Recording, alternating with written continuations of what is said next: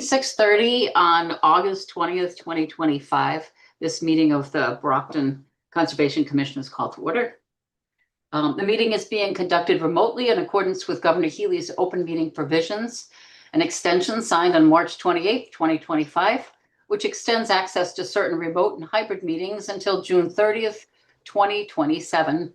Real-time public participation and comments can be addressed to the Conservation Commission utilizing the Zoom virtual meeting software for remote access. If you wish to comment during the public input portion of the hearing, please use the raise your hand function to be addressed at the appropriate time. For those of you joining by phone only, please press *9 to raise your hand. A copy of this recording will be on the city's webpage. Please note that this is a professional meeting. Should disrespectful or inappropriate statements be made during the meeting, the host reserves the right to mute the speaker. All votes taken during this meeting will be done by roll call to ensure count accuracy. Commission members, please state your first and last name so that we can establish quorum. Leon, if you would like, you could just, you could be the last person to state your name. Peggy Curtis here. Ruby Clay here. Lily Green here. Justin Talbot here. Joyce Forrest here. And Leon, I think you are muted. Leon Edwards here. Thank you. Welcome, by the way. Thank you. Hello. Okay, the first item on the agenda would be the minutes of the meeting of last month. Please. Peggy? I'm sorry. I'm here. Oh, okay, fine. Did everyone have a chance to read the minutes? Yes. They're usually sent out about a week ahead before the meeting, and we ask that you read over them. I do have a couple of just quick edits that I'd like to announce if anyone else has any, certainly. Let me see. I've got them pulled up, Madam Chair. I can read them off for you if you would like. Okay, I have it. Thank you. Okay. Item 5, DW Field Tower parking area. At the end of the first paragraph, there was a statement that said removal of porta potties. And that should be replaced with moving the porta potties to a concrete pad. I wasn't sure, but I remember being very aware of that discussion of porta potties at DW because that is such an important thing to have, especially if they're going to be putting a playground in there. So I did go back to check, and I believe that that's what Mr. Hill said, that it was to potentially move the porta potties. So we can just get that removal out of there. God, we don't want to remove them before they're there. That would be great. Item number 13, it was 68 12th Avenue. Was not on the minutes, but it was on the agenda. Yeah, we'll include that it was continued. Thank you. And on the last page, item number 20 should be renumbered 21. And item number 21 should be renumbered 22. Yep, and I've got a copy of these comments, Madam Chair, so we will incorporate these in the minutes should they be approved by the Commission. Okay, thank you. Seconding that, Commissioners. Okay, thank you. Does anyone have any comments or questions at all about the minutes? Lily? My one edit was at the beginning of the paragraph, you calling the meeting to order, it still has the June 18th date in the paragraph instead of July 16th. Right. I didn't see that. Good, thank you. Thank you. Anything else? So would this be considered amended or corrected, or does it matter? So we will adopt the minutes as written with the changes that have been discussed here at the meeting, and then that will be the final version of the minutes that's posted online. Okay, so we will still make a motion to accept the minutes with the discussed changes. Amendments yeah, okay. So, okay, I entertain a motion, please, that to accept the minutes as discussed. I make a motion to accept the meeting minutes with the changes discussed. I second that motion. Yeah, so the motion has been made and seconded. A roll call vote, please. Curtis, aye. Clay, aye. Green eye. Talbot, aye. Voris, aye. And Leon, I think you would just abstain from that since Yeah, you abstained. haven't read the minutes, probably. Probably didn't have time if you had a baby. How's the baby doing? She's good. He's Fun good. little He's girl. good. 2 kids. Good, good. Okay. There are a few, so that's motion is made and passed. Okay, there are some continuances, just a few continuances until the next meeting. That will be until August 20th. The next meeting, Madam Chair, is scheduled for September 17th. September. Oh, God. This is August 20th. I'm sorry, I'm reading off now instead of I'm reading off the previous minutes. I'm sorry. Thank you. Okay, so continue to September 17th. The first will be 940 Belmont Street.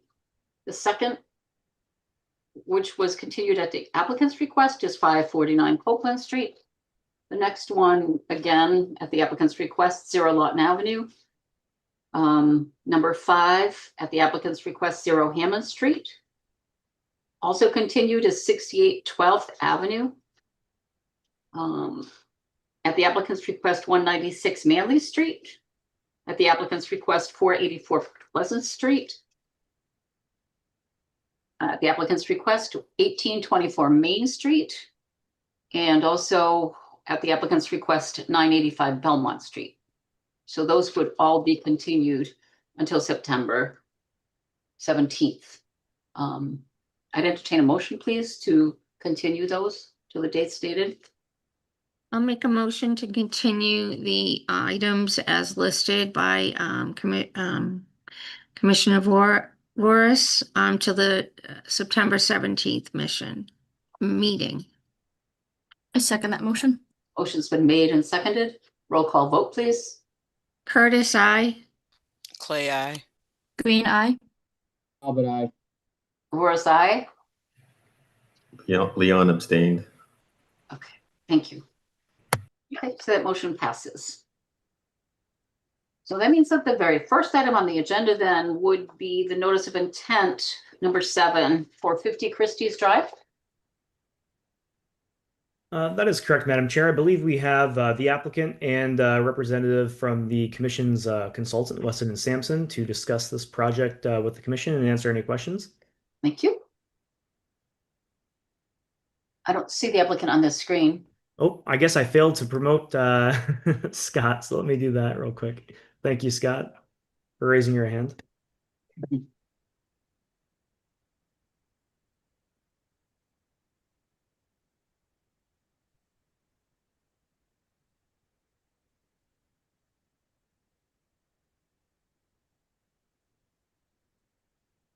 Is Scott on the? Yeah, I think he just Oh, I see took a him. minute to get him over here, but he's here now. Sure. Hi, Mr. Carrier. How are you? The longest 30 seconds of my life every time you guys meet. Just hoping I show up and you can hear me and see me. So, Man, we do. Man, we do. good evening, Madam Chair. Good evening, Commission members. I guess I'll just get started really quick, Madam Chair, and then we can Great. get to the consultant and Kyle's report. But Scott Farrier from Home Grid Engineering, here for 50 Christie's Drive. We've been before the commission. I think this is the 3rd time we've been in front of you. We originally came before you and just kind of introduced the project, got permission to send it out for peer review. Then we came back once a couple months ago just to kind of give an update. And today we're hoping to close things out. We've gone back and forth with Weston and Sampson a couple of times and have made some changes to the plan. And I think we have a positive letter from them. So we're looking forward to just getting this approved so we can proceed to the planning board. If you'd like me to share the screen, Kyle, I can give that a try. Yeah, please.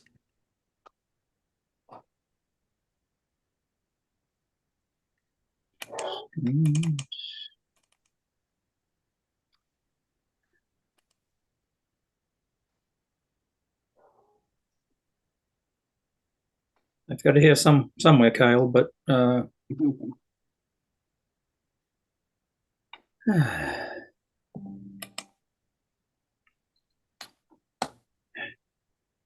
isn't what I want. Kyle, I'm striking out. Do you want me to? I'll share the most recent plan set if that's okay with you, Scott. We should just jump to you right away instead of putting me through the charade of trying to prove that I can do it after. A little sweat is fine.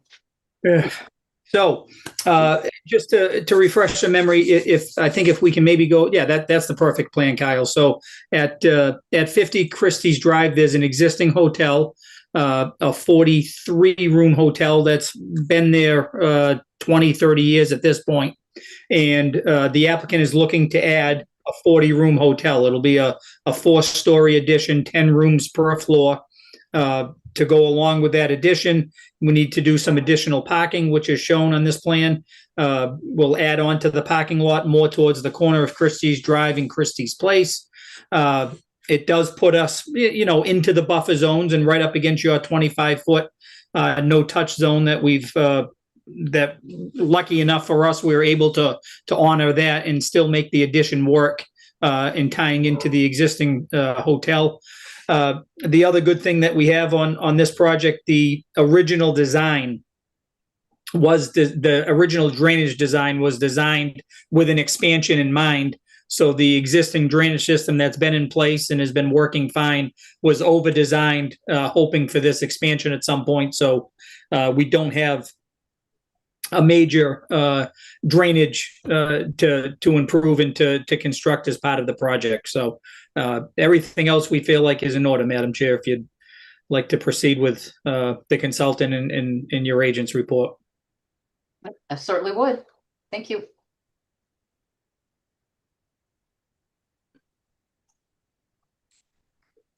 Brianna, hi. Hi, how's it going? So as Scott said, we've had a couple of peer review letters, comment letters back and forth with the applicant on this project. And ultimately we feel like based on the most recent plan revisions, and updates to the NOI, we feel that all of our comments have been addressed ultimately. And I do have a kind of a short PowerPoint similar to last time. If it's okay, I can share my screen. I think that's fine. Thank you. Great. Make me look bad. I sometimes practice before because we have teams at our company. So let's see. Okay, so this is just kind of a quick list of all the materials that we reviewed. Obviously the NOI application, permit drawings, which were most recently revised back in May. There's the drainage calculations and stormwater report. A couple of response to comments from JK Holmgren, and the operation and maintenance plan. This is the site locus, as Scott kind of went through already. The site consists of an existing hotel at 50 Christie's Drive. We're east of Route 24, and there's Lovett Brook, a perennial stream, is located just north of the site. You can also see that part of the site is mapped within the FEMA floodplain. It is a Zone A floodplain, so there's no base flood elevation that's been determined. And then I'm just going to quickly run through kind of what our comments were and then how each of them was ultimately addressed. So our main comment, kind of the first round of comments, was just asking the applicant to clarify whether there were any impacts to resource areas or if it was simply just a buffer zone only project. Because we could see they're a little bit close to the 25-foot riverfront, and with the bordering land subject to flooding, like I mentioned, it's a Zone A, so there's no base flood elevation kind of determined already. So one of our comments was just asking for more information on that and wanted to confirm that there's no work in the floodplain. We also saw that there was an ORAD that was issued previously that had approved all of the wetland boundaries. And we just wanted kind of some more clarification on like the date of the ORAD and confirmation that it's still valid. We also noticed on the aerial imagery, you can see there's like a very obvious wetland area to the east of the site. So one of our comments was just asking to clarify if that wetland had also been delineated even though it's offsite, we just want to make sure any buffer zones associated with that wetland that may project into the project area were on the plans. Mentioned the ORAD already. There were a couple comments just about like the local buffer zones that were shown on the plan. So obviously we wanted to make sure that the 25-foot riverfront area was shown along with the local 25 and 50-foot buffers. And kind of like I already mentioned, for the floodplain, we just wanted to make sure, I guess wanted some more information on how the floodplain limits were determined. And lastly, we just had a comment or a recommendation that all of the plantings within jurisdictional areas are native species. And in terms of how the applicant responded to each question, so for the first kind of question about like, is it a buffer zone only project? They clarified that yes, it is buffer zone only. Regarding the 100-year floodplain, they provided a pretty in-depth kind of explanation for how that was determined. Basically, they used a combination of observed flood elevations on site and the topography. And they referenced a FEMA letter of map amendment or a LOMA for the property just south of the site on the other side of Christie's Drive that had a set base flood elevation of 158.3 feet.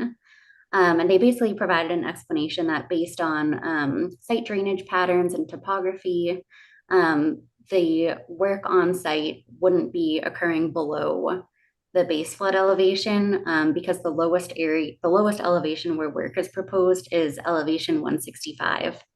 And we felt that that was a sufficient response. And then they confirmed that there's no work in the riverfront area. I believe there were maybe some sediment barriers proposed near the riverfront, but outside of the riverfront area. Regarding the ORAD, the applicant confirmed that based on coordination with Kyle, conservation agent, they confirmed that the original ORAD, although it was dated December of 2021, they were able to confirm that that was extended by the Permit Extension Act and that it's still currently valid until December of next year. And then regarding that wetland to the east of the site that's off-site, the applicant confirmed that although that was not included in the ORAD, the wetland was flagged and the corresponding buffer zones were added to the plans.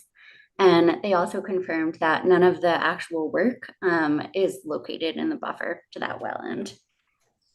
So that was good. Regarding the buffer zones, those were just simple edits that were made on the updated plans. So there was the riverfront area shown at 25 feet.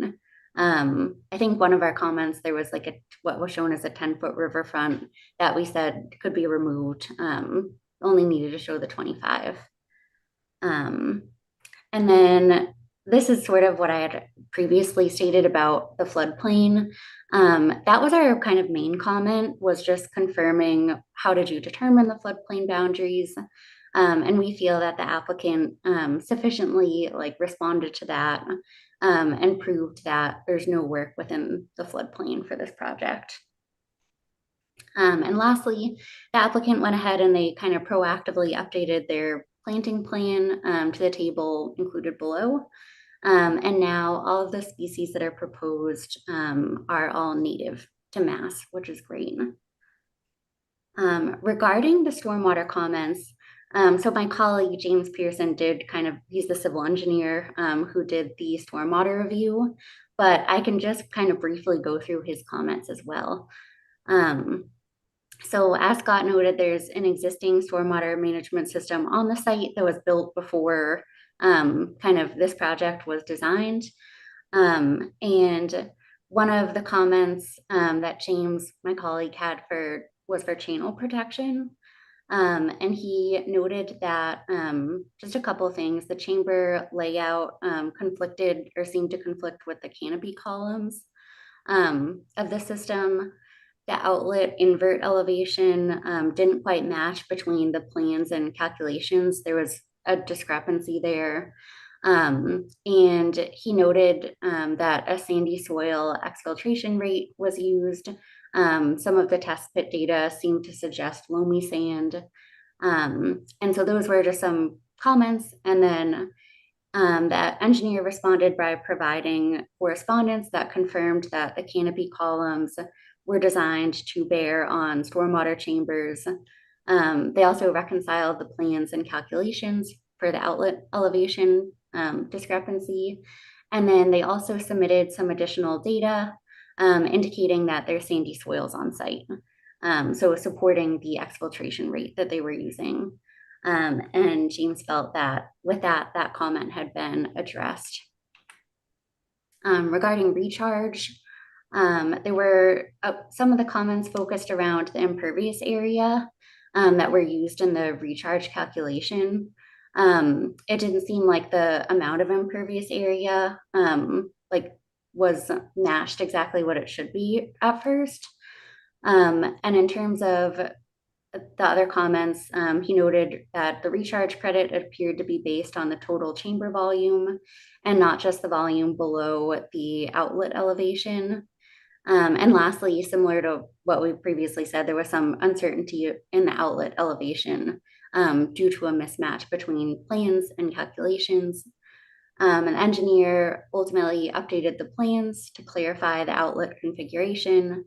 They also provided updated calculations to use the correct contributing impervious area. So with all of that, we feel that that stormwater standard has now been met. Regarding structural practices for water quality, our review noted that it was unclear if the stormwater chambers could store the required water quality volume below the lowest outlet elevation. And there was originally no stormwater quality volume analysis provided. And lastly, the plan showed a hydrodynamic separator, but the size and model wasn't specified. So we just recommended that they add kind of those details in, that additional information. And the engineer was able to update the plans. They indicated the outlet configuration of the chamber system and that it demonstrates adequate stormwater retention volume per the standard. And they added the size and model information for the hydrodynamic separator that was requested. So with that, we feel that that standard has been met. There was another comment about the rainfall values, and they appeared to be a little bit lower than the values indicated by the Northeast Regional Climate Center. So we just asked that they look a little bit more closely at the rainfall data that was used. The engineer indicated that rainfall values were based on the NOAA Atlas 14, which the NRCS guidance allows for these projects. And the rainfall values appeared to be closely aligned with the NOAA Atlas 14 values. So we felt that that comment had also been addressed. Oh yeah, this one was about the sediment controls on site. There was just a note that the plans included a straw wattle detail, but the narrative of the stormwater report referenced compost filter tubes. And then James had also noted there was an unprotected catch basin southeast of the site that we recommended just have some inlet protection.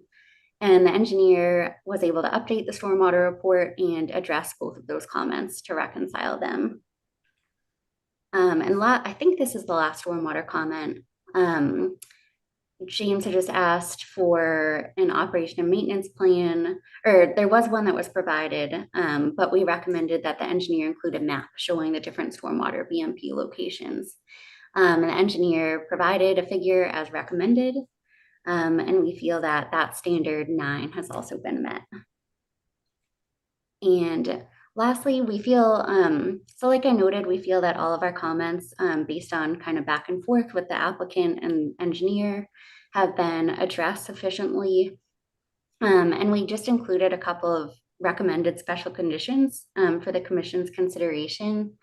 Didn't have many recommendations, but one of them was just that the commission may wish to include a condition that prohibits snow storage within the buffer zone, just to kind of protect the adjacent wetlands and stream from runoff and pollutant loading.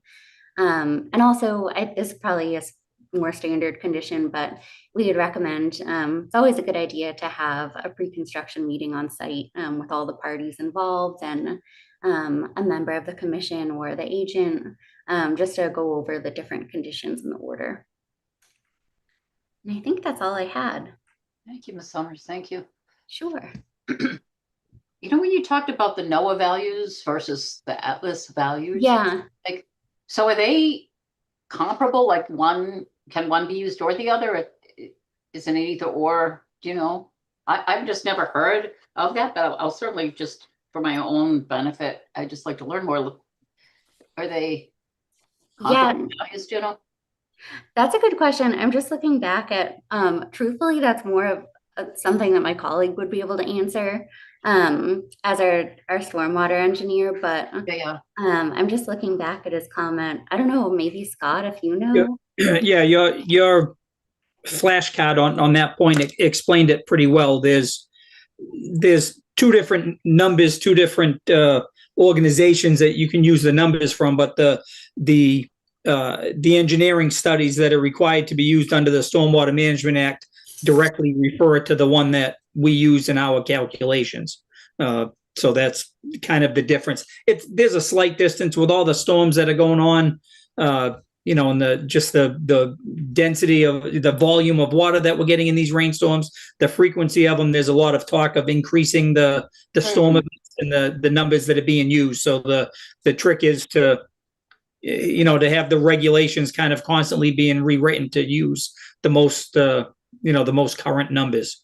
But that was the numbers back and forth. But there's a small difference from one number to the other. They're still around 8 inches in a 24-hour period for rainfall. So they're still the same thing, kind still of. pretty close to each other. Okay.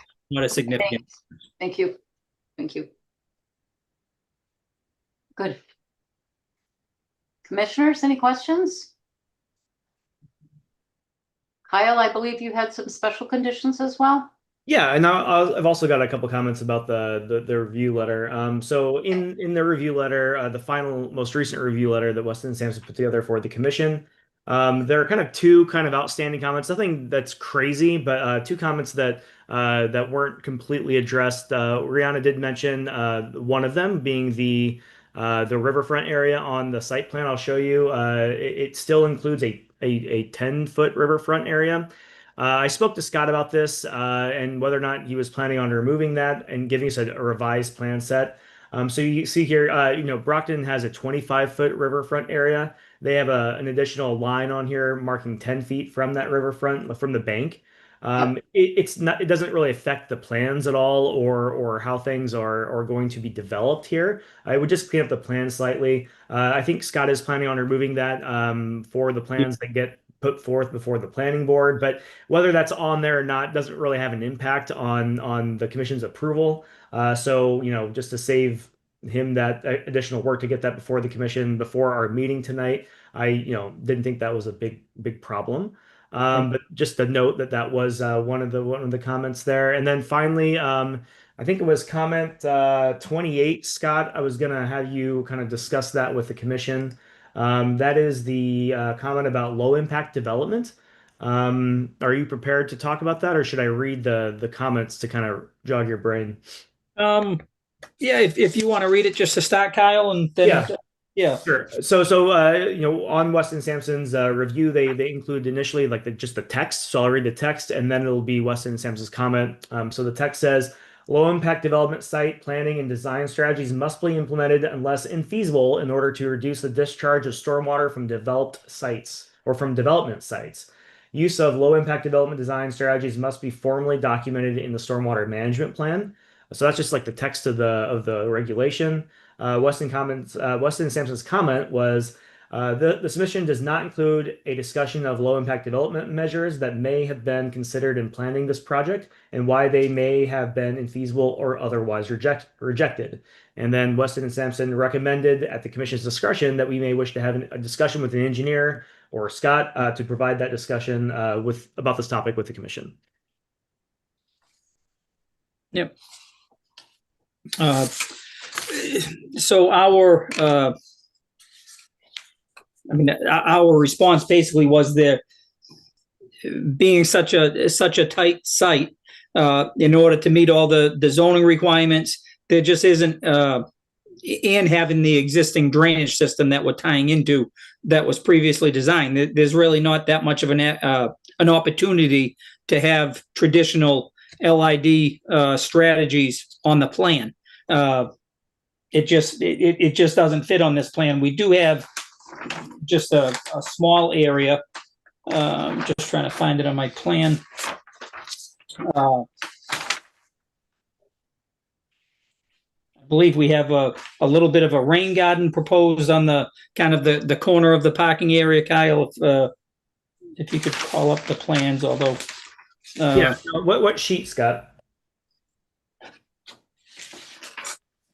probably sheet 5, Hmm. grading and drainage. Sediment and erosion. It might be the landscape plan, Kyle. I'm sorry. Yeah. Actually, it isn't. It didn't make it because of the grading. So that's really what it comes down to with this type of a design and the constraints on the site. We just don't have the opportunity to make the low impact development work on this site. So, I mean, we're recharging.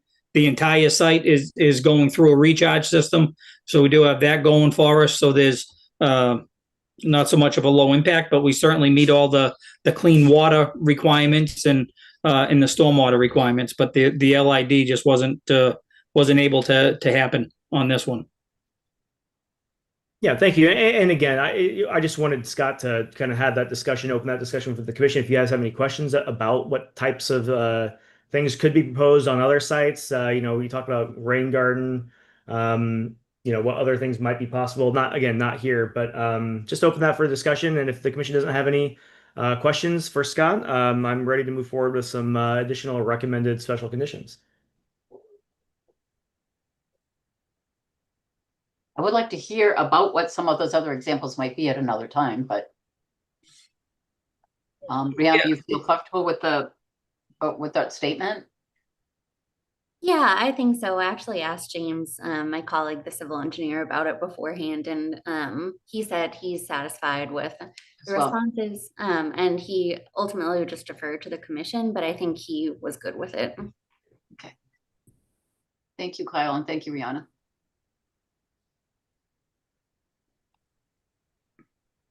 I do have one very quick question about that plan that you have right there in front of you. Do I see that snow storage area right against the 50? Yeah, and this is my first comment for the special conditions, echoing Weston and Sampson's recommended condition about the snow storage location. We have spoken about snow storage on this project specifically on one of the other times that it came before the commission. And based upon that discussion, Scott added this snow storage area just on the north side of this parking lot here. And that does go up about to where the 50-foot buffer zone to the BVW, which is bordering the bank of Lubbock Brook here is. So as Weston and Sampson had recommended in their condition, we can make a special condition that snow storage is not allowed in this area that's marked snow storage and require that it be staged somewhere in the parking lot outside of the 100-foot. This is a large parking lot. They've got a big capacity here. And I've never been out there when this thing's been full. I think that, during the wintertime when we do have those large snowstorms, I think they have plenty of space, honestly, on the parking lot to stage the snow outside of the 100-foot. So if that's something the commission wanted to entertain, I think we could certainly include that in a special condition. Yeah, and we're fine with that, Madam Chair and Kyle. The hotels typically, especially in the winter, the vacancy rates are lower than they are in the nicer weather, but they typically shoot for 75 to 80% occupancy, which in this case would leave 25 spaces empty. So most of these parking areas, your shopping plazas, they just end up with a giant pile of snow kind of in the corner of the parking area. So we would have no problem as a condition of approval to mandate that no snow storage would be within the 100-foot buffer zone. And we'll be sure to kind of tuck it in the corner and probably 4 or 5 of those parking spaces well outside of the buffer zone, Madam Chair. Sounds perfect. Thank you. And Kyle, the others? Yeah, we've Commissioner Curtis has her hand raised, Madam Chair. Oh, I'm so sorry. Peggy. Hi, that was my big concern was the snow storage, so I'm glad that was addressed today. And I would definitely like to see it out of that area, of the 50-foot buffer. Sure. Thank you.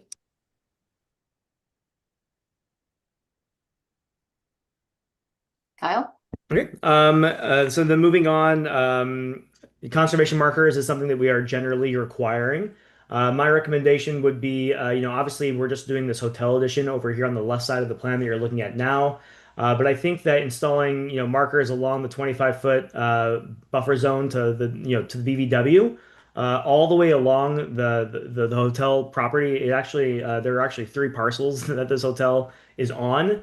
And so the 25-foot buffer zone line kind of runs right around through here, if you can see where my cursor is, and then just down over here. So even though we're just doing work over here on the left side of the plan, there are no markers currently installed along the back of the existing hotel. So, I'm thinking while we're at it, we may as well mark the entire 25-foot buffer zone with whatever markers that the commission decides is appropriate. That would be great. Mm-hmm. And the language that I have proposed is very vague, leaving the number, the type, the frequency of these markers up to the commission's discretion. We can have that discussion now, or that can be a discussion that I have, with the applicant when they get closer to that point in the development.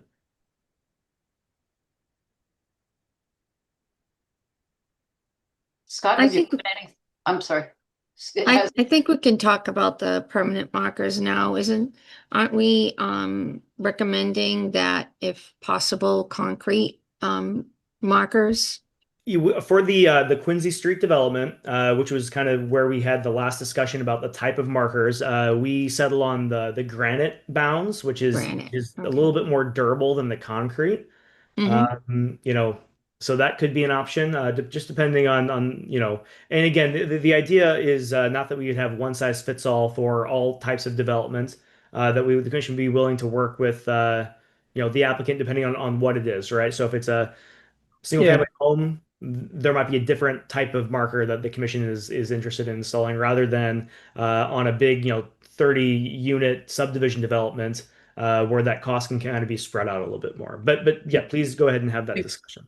If I could just add to that quick, Kyle, I think most of you folks went out to Mia Meadows and Charlie Macy's subdivision and saw the granite bounds that he installed. And even though I still think those are excessive and a lot more than anybody else would ask for, but forgetting that, at least to Kyle's point, in a residential project, you always have to worry about the homeowners continually creeping away from your approved limit of work. Every year you cut a couple of extra feet, and in 20 years the wetland has gone away just gradually. So we certainly understand why in a residential setting, it's different. But this one here is a hotel. There is no further no further expansion. There's no reason for them to encroach into that 25-foot buffer zone. And to be honest, I mean, the granite bounds they're expensive. I mean, that's a considerable cost, especially when you're looking to put them 25 to 40 feet apart from each other. Mm-hmm. I mean, it gets to be a crazy amount of money, not to mention the time. It's time consuming to dig these holes and put these bounds in. It's a considerable cost for any developer. For single family homes, again, we've talked about it when you guys were kind of kicking it around months ago, and we mentioned what we do in Easton with pressure treated and what we do in the Bridgewaters with PVC posts and hoping that we would fall somewhere in there. But the granite's just it's a lot of work and it's a lot of money. It's a considerable impact to anybody, whether it's a big developer doing a hotel or a little guy just looking to put a shed on his property. I think, as Kyle said, a little bit of flexibility site to site, I think would be a good idea instead of just saying granite everywhere, 25 feet on center. I agree with that. Scott, I was wondering, is there a fence along that property boundary at all? Because if you're gonna have hotel, you're gonna have kids running around from their parents' car, maybe, they jump out of the car and run over to see what's in the woods or the river. Is there a fence proposed along that side? No, there's not. I mean, the parking's in the front, Madam Chair. Your kids would have to be pretty quick and you'd have to be pretty slow for them to get, all the way around. There just isn't. I mean, it's wooded. It's not, it's not thickly wooded, but it's wooded in the back there. There's definitely a slope from the lawn area behind the hotel down to the river, down to the brook. So there's considerable obstacles to get from the hotel to the water. Someone had mentioned one time of like sections of split rail fence with a sign mounted on those little sections, That idea. as, We've as, done that as a boundary, Yeah, we've done that for 25 years in Taunton now. That's what's always been required, was a split rail fence with medallions on the fence. And you can drive around Taunton and see all the houses that filed with Conservation Commission because they've got a nice lawn, a split rail fence, and then wetlands right behind it. So to me, that's a good balance as opposed to the granite bounds. But wow, I see a lot of hands. Kyle, I think yours was up first.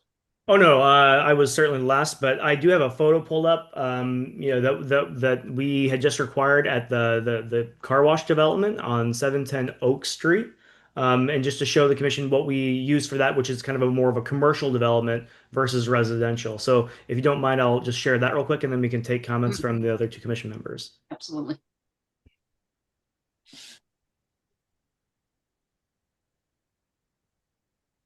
Yeah. Oh, I'm sorry. So this is the type of marker that we had installed over at the new car wash right by that Walmart off of Oak Street.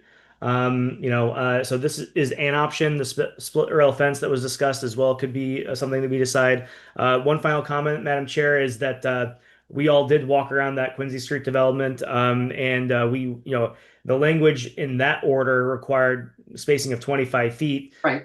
And the spacing of those granite bounds is not 25 feet. It's closer to 30, 35 feet in some areas.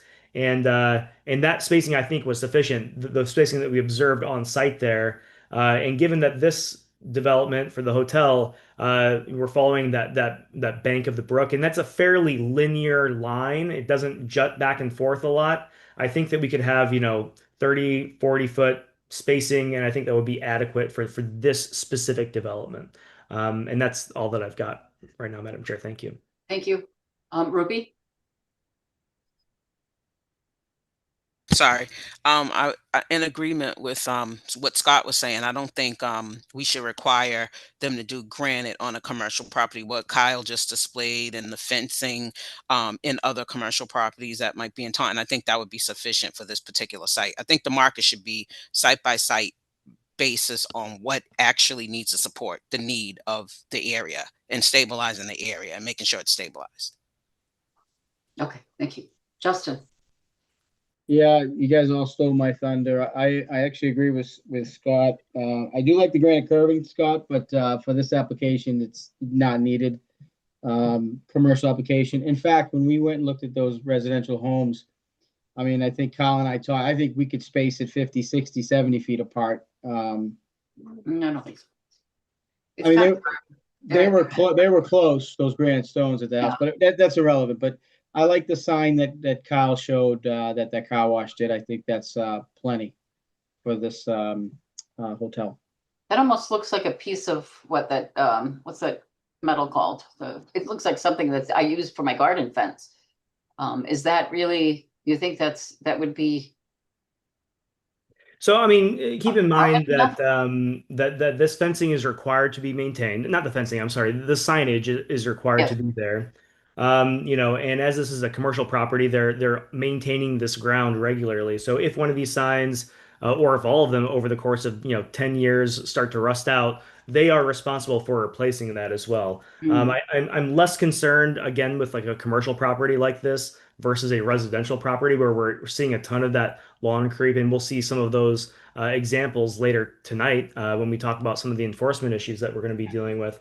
But for this type of thing, I think this would be fine. Or if you want something a little bit more visible, you could go with a split rail fence. I think either option would be appropriate here. Would you mind putting that plan up one more time really quickly? Just The site yeah, the plan. site plan that shows where the buildings are and where the riverfront property is.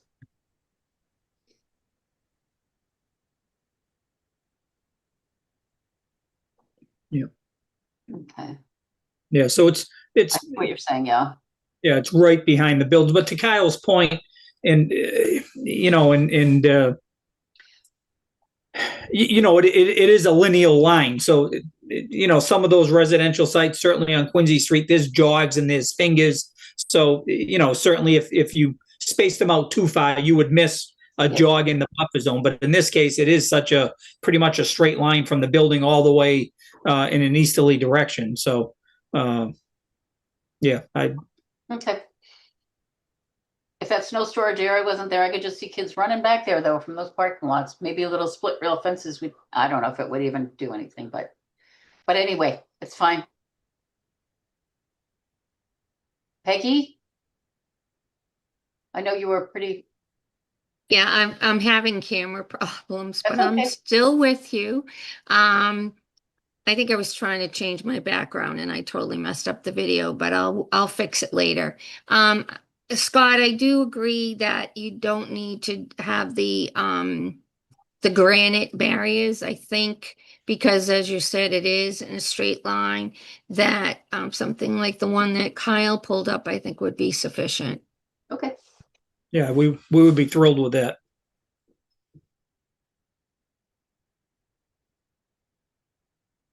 Any other comments or any questions or anything, commissioners? I've got one more special condition that we can entertain. And Scott, this is going to be kind of true. I know you've got 3 more filings before the commission, and this kind of is language that may be incorporated in all of them. So this is kind of about like what's required to, and I'm not even sure this would be appropriate for this hotel development, but certainly for a residential development. But I have proposed language, requiring at least a partial certificate of compliance, and what would be required to receive that partial certificate before, the building department would be able to move forward and issue a certificate of occupancy for this addition, and then, for the homes that we'll be discussing later on. Again, dealing with other cities and towns that, I think that's pretty much standard procedure, Kyle, and commission members. You've got to get at least a partial, makes me go to you guys and at least you get a look at it and make sure we're on the right path. Because realistically, a lot of these sites, if the house is being sold in December, I can't get the grass growing and anything like that. So you certainly don't want people waiting 6 months for the lawn to grow to move in. But at least if you get a partial, most of these attorneys nowadays are smart enough. If there is a partial, they hold back money at the closing and put it in escrow just in case the developer never shows up. At least the homeowner's got $5,000 to seed his lawn and to put the flowers and shrubs in. So I don't think people might complain, but I don't think requiring a partial at least as part of the occupancy permit with the building department. I think that's a good safe bet for the future homeowners. And like I said, I think most cities and towns do it that way. So I think that's a good idea, Kyle. All right. So that said, I have drafted some language for the partial certificate requirement that I can read out. But this is basically draft language that I would include for all 4 of the orders that we're considering tonight. Yep. Would you like me to read that? Certainly. Okay. This is something that I have emailed to the commission, but Scott, I don't think you made that list. Sorry. So proposed special condition. At minimum, a partial certificate of compliance shall be issued prior to the issuance of a certificate of occupancy. Minimum requirements for a partial certificate of compliance shall include 1, an affidavit from a professional land surveyor or professional engineer certifying that the construction of the proposed, well, in this case, the hotel addition, is in compliance with the order's reference plans and documents. Any and all deviations from the reference plans and documents shall be documented in the affidavit along with an explanation as to the reason for the deviation. Number 2, erosion control shall be installed and confirmed to be functioning and in good working condition. 3, conservation markers, as discussed, shall be installed. And number 4, the site shall be stabilized. And again, this is more for the residential development, but I recommended that maybe site stabilization could consist of dormant lawn seeding protected by some sort of organic covering or similar alternative. And that's just to make sure that, again, the intent here is to not bar the commercial, the business from opening for, during the winter, or to bar someone from purchasing and occupying a home in the 4 months where you're not going to get any grass to grow, but also trying to safeguard those resource areas that the commission's, charged with protecting. Yeah, those are all reasonable conditions, and certainly the last one to provide some kind of cover over the exposed soil, just to make sure you don't have erosion over those 4 months. Those are great ideas, and I think would cover everything. All right, and those are my recommended conditions. Other than that, I think that the commission has everything they need to issue an order of conditions for this project. First, is there anyone from the public at all with their hands raised? Yeah, one moment. Let me stop sharing so I can see. I do not see any hands raised in the attendees list, Madam Chair. Commissioners, you okay?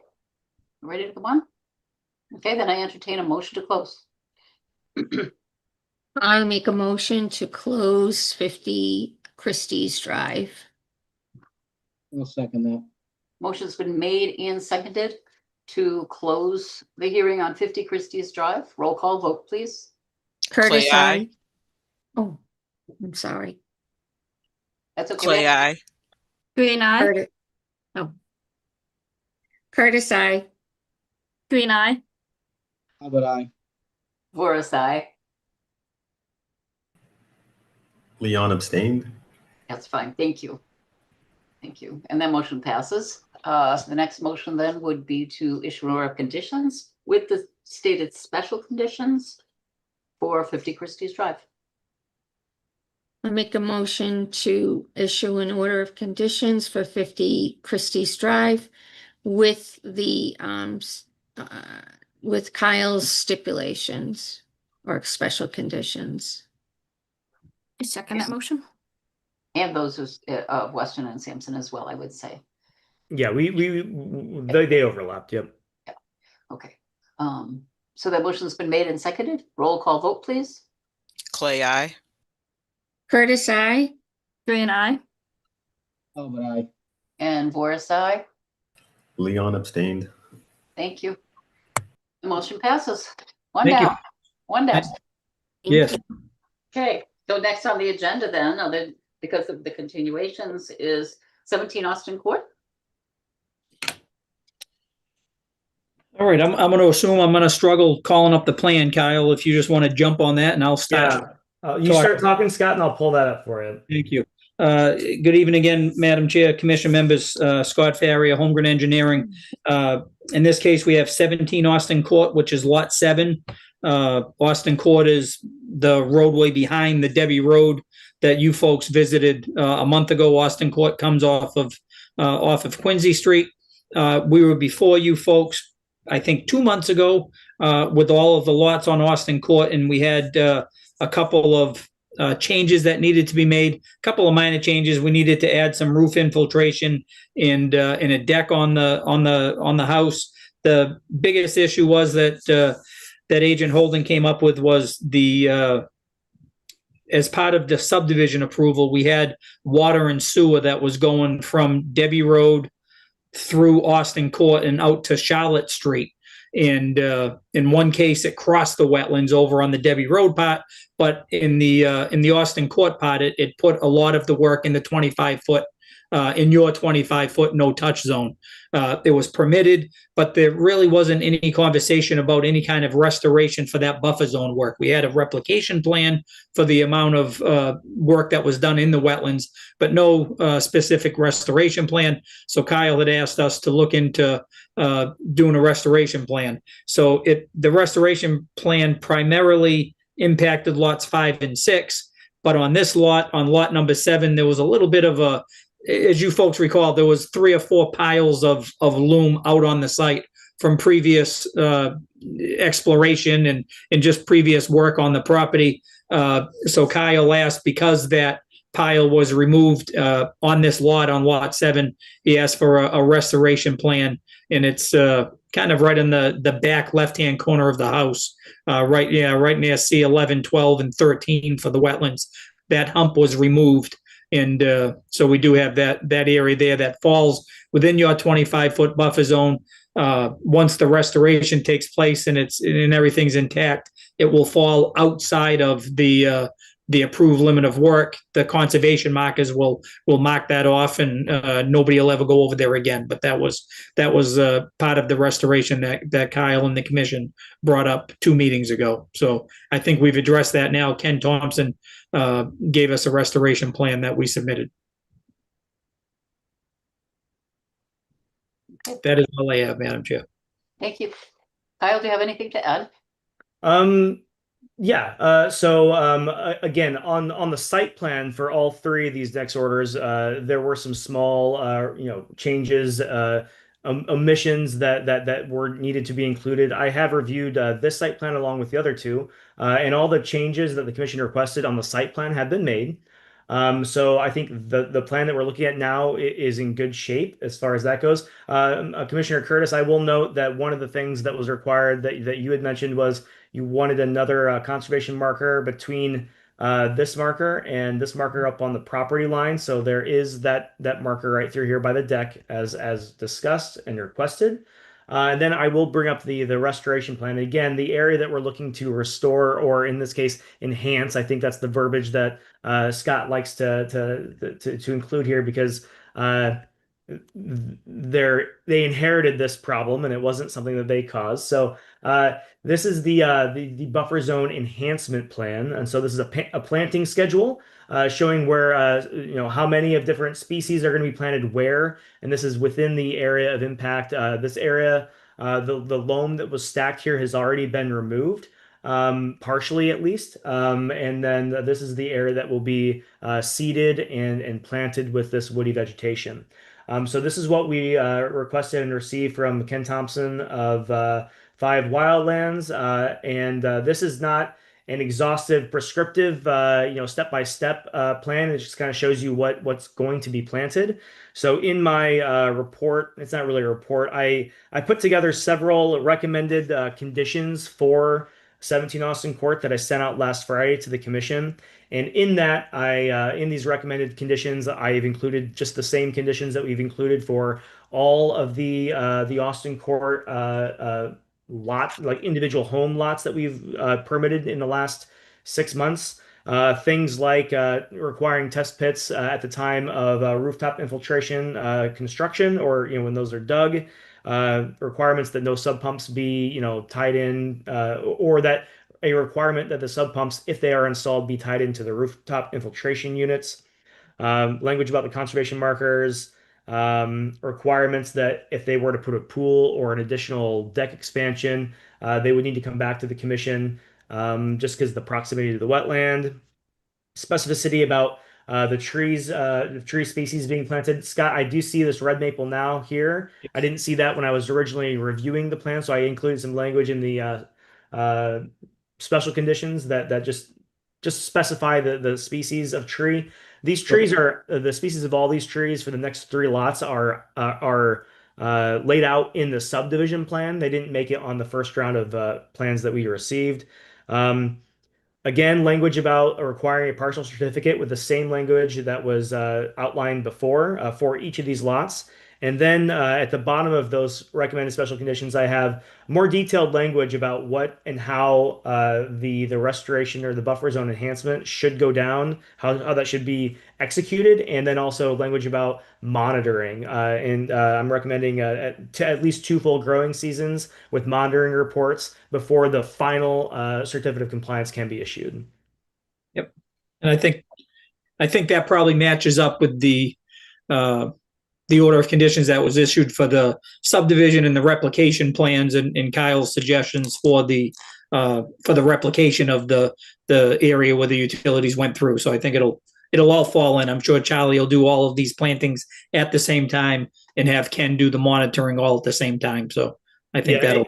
in fact, I didn't reference that order, Scott, but I think that makes a lot of sense to require the same frequency and the same, the time length of monitoring. So, as opposed to literally taking verbatim exactly the language that I included in my report, I think it makes a lot of sense to cite and to refer to the restoration, the wetland replication and restoration that we have already permitted, and echo that language in all of these so they can be on the same schedule. That seems like a more efficient way to require all the monitoring for all three of these. So that's what I would recommend, that I'm going to refer to that and incorporate that language into, as far as frequency and monitoring length and things like that for this uh, order of conditions.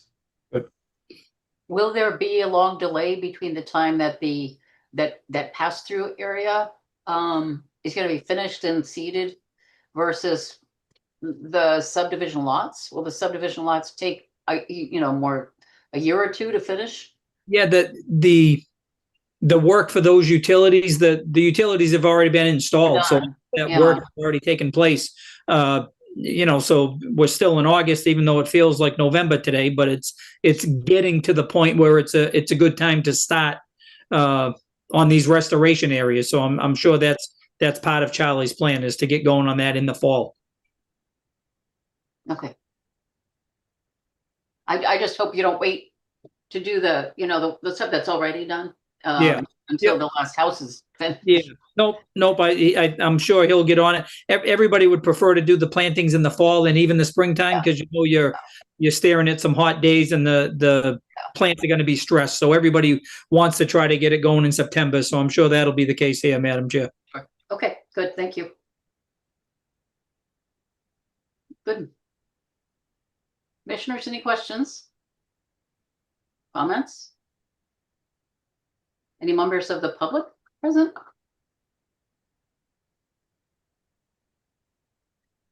There is one member of the public present, but that person does not have their hand raised, Madam Chair. I entertain that a motion to close. If you feel as though that's appropriate, Commission. I'll make a motion to close. Do we have to do each one individually? Yes, we should do each one 7, yeah. individually. Okay, so I make a motion to close 17 Austin Court. I'll Second that second that. motion. Motion's been made and seconded to close the hearing for 17 Austin Court. A roll call vote, please. Clay, aye. Curtis, I. Green eye. Calvin, aye. Boris, aye. Leon abstained. Thank you. That motion passes. Thank you, folks. Commissioners, do you have another motion to make? We make a motion for a partial certificate? No, order of conditions. Order of conditions, okay. So I make a motion for an order of conditions as outlined by Kyle for 17 Austin Court. I second that motion. Motion's been made and seconded to issue an order of conditions for 17 Austin Court. Roll call vote, please. Clay, aye. Curtis, I. Green eye. Calvin, aye. Boris, aye. Leon abstained. Thank you. The motion passes. One Thank down. Okay, the next one is 27 Austin Court. Okay, I make a motion to close 27 Austin Court.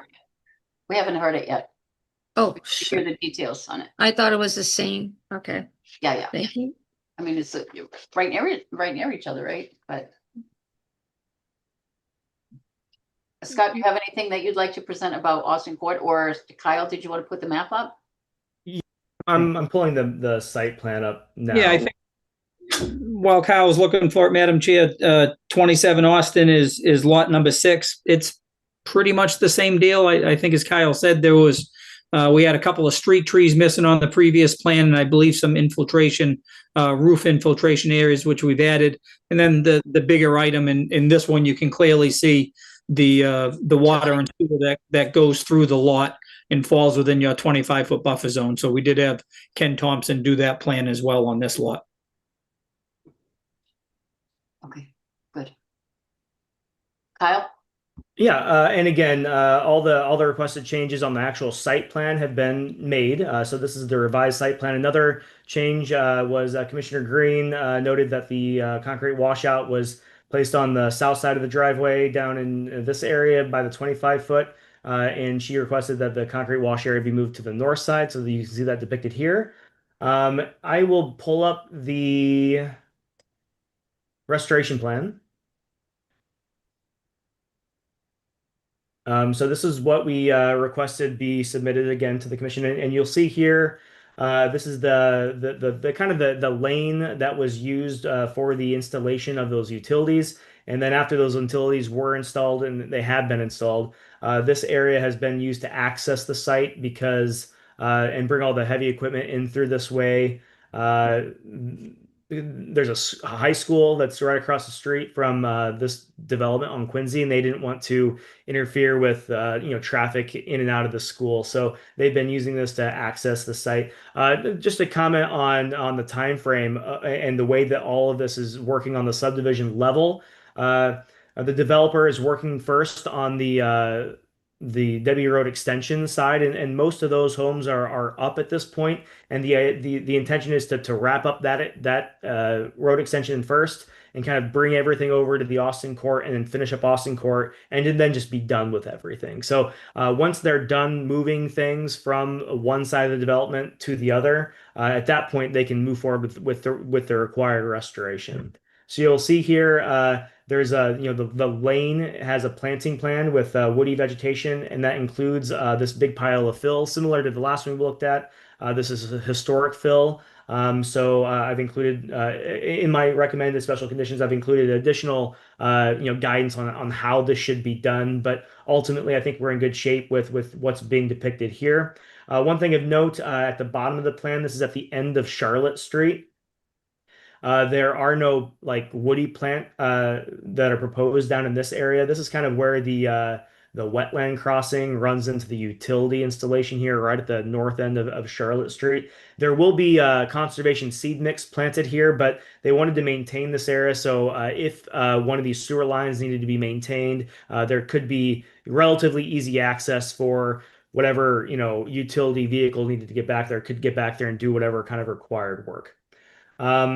So all that said, I think we're in good shape with the restoration plan. The site plan looks good. I did submit a series of very similar recommended conditions that we just outlined with 17 Austin Court.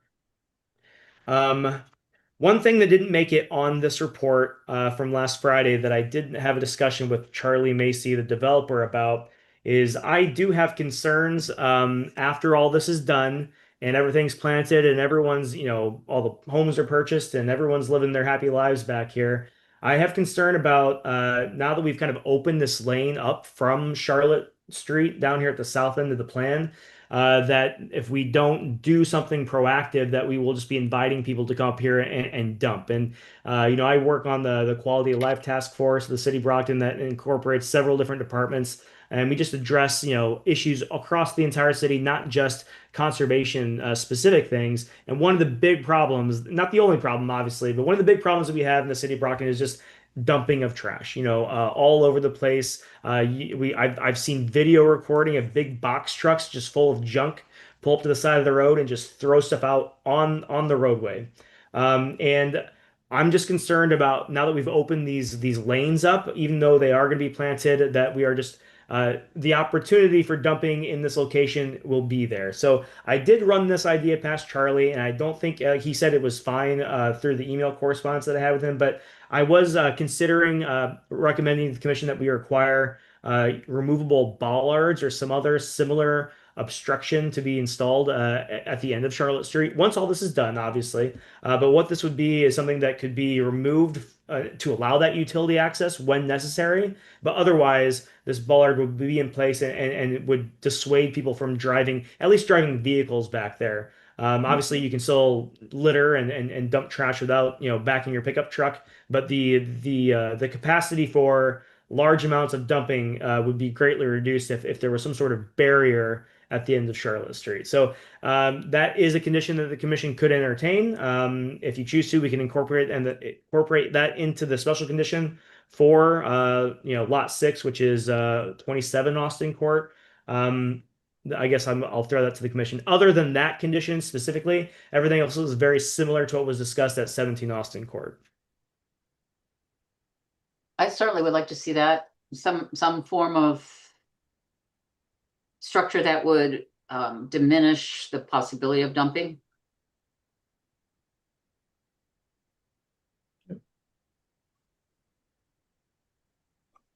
I agree, Kyle. Something should be put there. Number 1, to block traffic, and number 2, to prevent dumping.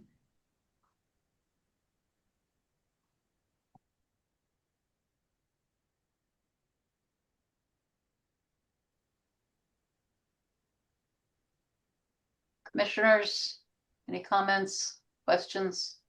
Mr. Faria, do you have a problem with that at all? Not at all. Especially if Kyle spoke to Charlie about it.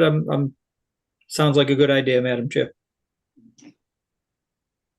Commissioners, any questions or comments or anything before we go to the public? No? Kyle, is there anyone from the public that would like to speak to this? I see no hands raised, Madam Chair. Okay, thank you. If that's the case, then I entertain a motion to close. I make a motion to. Oh, go ahead. I make a motion to close the hearing for 27 Austin Court. I second that motion. Motion's been made and seconded. Roll call vote, please. Clay, aye. Curtis, aye. Green eye. Galvin, aye. Forsyth, Leon abstained. thank you. And the next motion that I would entertain would be to issue an order of conditions with special conditions for 27 Austin Court. I make a motion to issue an order of conditions with the special conditions discussed during the meeting for 27 Austin Court. I second. Motion's been made and seconded. Roll call vote, please. Clay, aye. Curtis, aye. Green eye. Galvin, aye. Forsyth, Leon abstained. thank you. And that motion passes. Number 2 down. Or maybe Thank number 3. Okay. The last one I think from Mr. Faria is 35 Austin Court. Yes, ma'am. 35 Austin Court, lot number 5. I think the same situation, Madam Chair. This one also has the utility easement running up alongside the lot, so it was impacted by work within that 25-foot buffer zone as well. Right in the right in the back of the lot with that utility easement. And I think the other comments were about the same, keeping the adding the deck, adding the roof infiltration. Mm-hmm. And that one was okay as far as the concrete wash area. That was up by the street. Yeah, we've got that's about the best spot we can get, almost 100 feet away. Yep. Okay. Where's Kyle? Kyle, do you have Yep. anything to add? No, just to echo Scott's comments. All the requested changes on the site plan have been made. And it's the same restoration plan that I'll be referring to for the last one, 27, and this site, this development at 35 Austin Court. And again, the same language basically for the recommended special conditions that we've outlined already. Obviously, no bollard requirement on this one. I guess my recommendation is that the commission has what they need to issue that order of conditions with the special conditions outlined in that report that I sent on Friday. Mm-hmm. Commissioners, discussion, questions?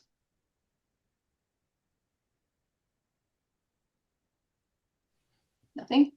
Nothing for me. Everything kind of is all packaged up with the same conditions as the other two. So I'm comfortable with the wording and how everything's been laid out.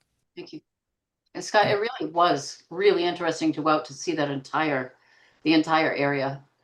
You know, considering what you began with, it really is quite remarkable. Yeah, and Charlie's a little bit of a different character from most developers in the way things are done. Not that he does it, that much differently or better in the end. He just moves really fast and does things in a pretty neat, orderly way. So it's a good site to go out and look at for sure. Pretty too. Yeah. Okay, thank you. Is there anyone from the public?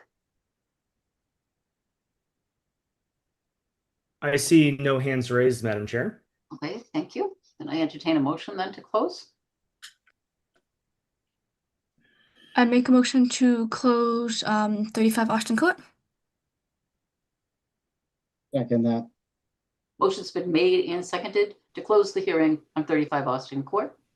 Roll call vote, please. Clay, I. Curtis, I. Green eye. Talbot, aye. Boris, aye. Leon abstained. Thank you. Motion then would be to issue an order of conditions with the special conditions stipulated.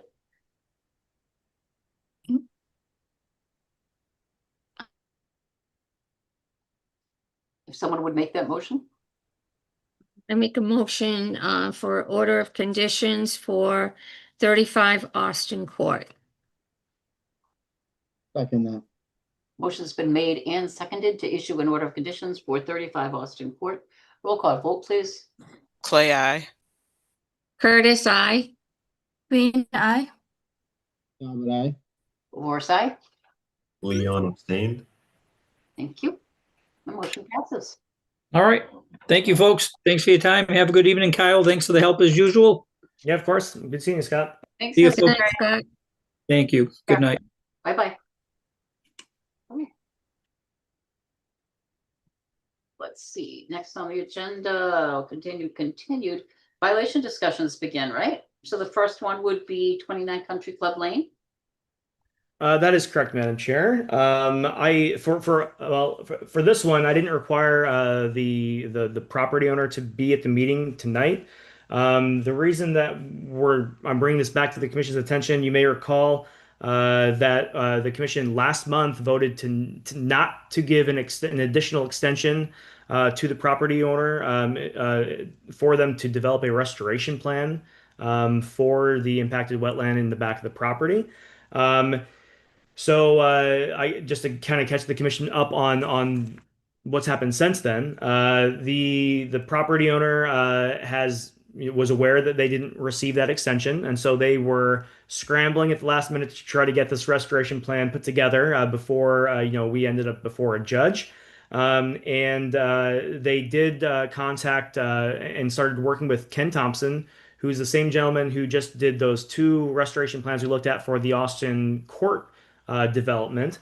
And Ken began doing the work for this restoration work for this. But then Ken ran into an issue, made me aware of that issue, and now I'm going to make you aware of that issue.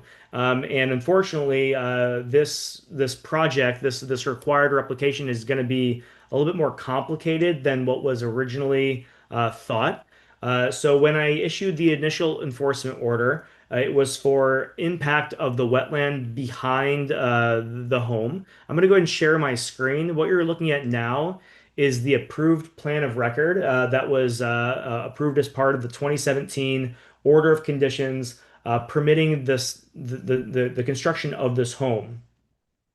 Just to reiterate, the original wetland delineation is this bold line with the black dots on it, kind of shaped like a hook here, and then kind of comes back up into this slot and goes down there. Obviously, you can see that the home construction has gone inside of that wetland line, and in order to directly impact a wetland resource area, at minimum, you must replicate that wetland at minimum 1-to-1. Oftentimes, commissions will require two-part restoration to impact, just because that wetland replication isn't always 100% successful. But at minimum, you must do 1-to-1 wetland replication.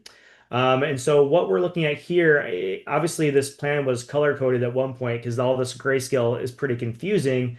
But what was agreed to and permitted by the commission was to basically wipe out this portion of the wetland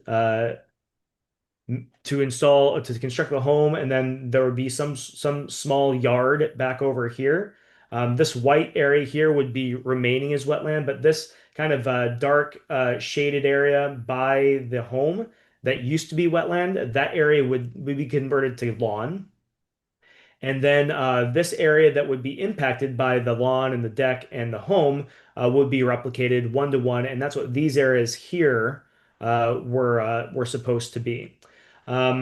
When I initially issued the enforcement order, obviously, well, the home, not obviously from the site plan, but the home has been constructed, and I just assumed that the home had been constructed according to the site plan. So I didn't really look at the home development much. I was really focused on the wetland impact behind the home. So the first enforcement order was requiring that the property owner basically restore this area to the way that it was permitted to be under this order of conditions and this site plan. So that's where we left things, and that was what Ken Thompson was working on when he discovered the issue. So I'm going to back out here and look at some of the restoration documents that Ken had begun working on. And what you see here is the red is the CAD lines that he pulled from the original approved plan. You can see how the house outline lines up very, very well with that approved plan. But you'll note here that there's been a significant impact so there should be a little wing of wetland kind of come up through here that didn't make it on Ken's plan. But you'll note that it appears that the deck was constructed, let's just cycle back here. There is a deck here and steps down from the deck, but there is no like large patio that appears on the approved site plan. And I didn't catch that when I was first looking at the wetland impacts over here. But doing a little bit more digging after this was brought to my attention, I worked with someone over in our law office, and I individually went through and reviewed every meeting minute from the commission, every meeting's minutes from the issuance of this order of condition in 2017 up until I started working for the commission, about 2.5 years ago, looking for any reference to a certificate of compliance being applied for or issued for this development. And I was unable to find any record in meeting minutes that said that this property ever applied for or received a certificate of compliance. I then checked with the law department to see if they would do a search of the registry of deeds to see if they could find a copy of a certificate of compliance. Certificates of compliance are required to be recorded. So theoretically, if that document did exist, because the commission issued that should be recorded as well. And we were unable to find a copy of the recorded certificate of compliance for this development, which leads me to believe that the commission never signed off or issued a certificate of compliance for this development, meaning the commission issued an order of conditions permitting this work. But there was no follow-up on confirming that the work that was done in accordance with the approved plan. And it appears that the site was not constructed according to the plan, and there has been additional encroachment into the wetland with the establishment of that patio in the back of the lot or in the back of the home that wasn't initially permitted. So that will change what the commission should be requiring of the property owner to bring the site into compliance. As I mentioned before, when you directly impact a wetland, you are required by law to, at minimum, do 1-to-1 wetland replication on site. It can't be on the adjacent parcel, has to be contiguous with the wetland that you disturbed, but also it has to be on your property, like, of course it does. This site that we're looking at here is extremely constrained, and there is no additional space for additional wetland replication to be put in. So I'm going to go back to this line here, and the quantitative impact has not yet been determined as far as how much encroachment has occurred, but I think this shows that encroachment has occurred, and I think this does warrant a new enforcement order to be issued from the commission that requires additional work be done to bring the site into compliance and ultimately, down the line, receive a certificate of compliance from the commission. Kyle, So Kyle, I just, I guess I'll stop here and we can discuss this, and then but I do have a recommended language for an enforcement order that we can entertain in a bit. I have a very quick question. Do you have any idea if the order of conditions was attached to the deed? Yes, we did confirm that the order of conditions was recorded. And this is a thing that we've changed since I've been an agent with the commission.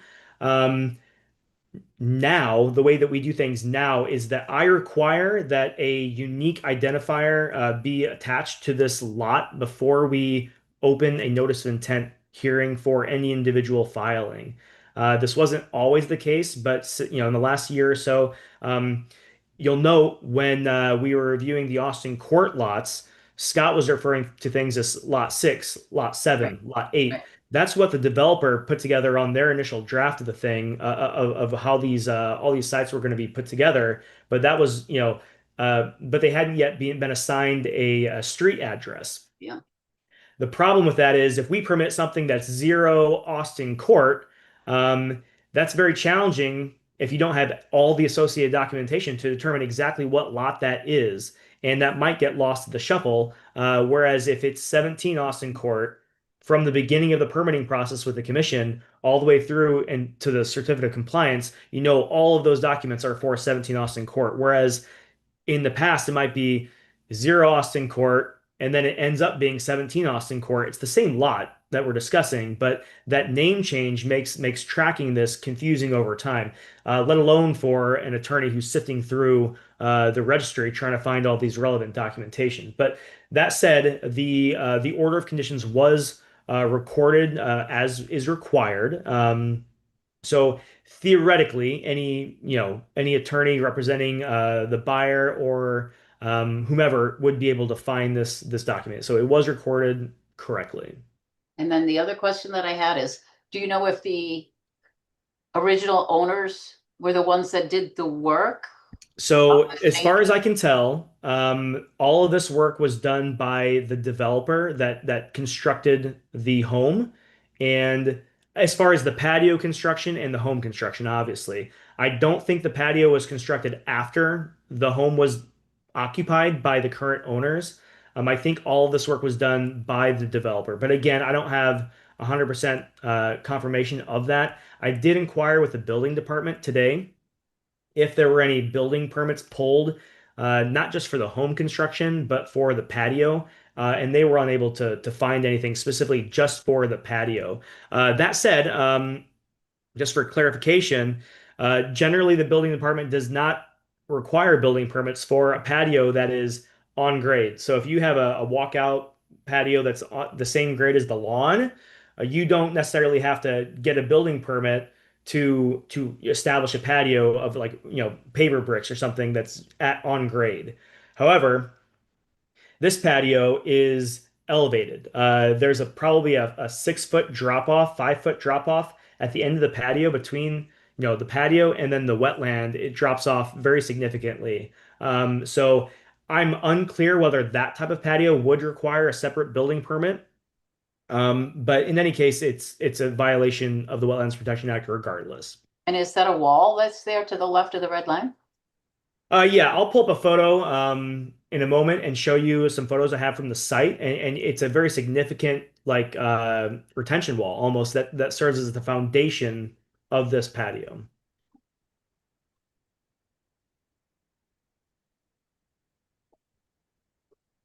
I'll pull up those photos now. Let's It was see. the original owner, the same owners that bought the house are the ones that pulled up the backyard wetland? Yeah, as far as who did each individual violation, the current owners, I think, are the first people to purchase this property after it was developed. So there was no other resident between the current owner and when the property was developed. So as far as the violation goes, the violation for any sort of patio expansion or extension into the wetland would have been done by the developer, the contractor. Whereas the impact to the wetland that was documented last year in October, um, that would have been done, by the property owner.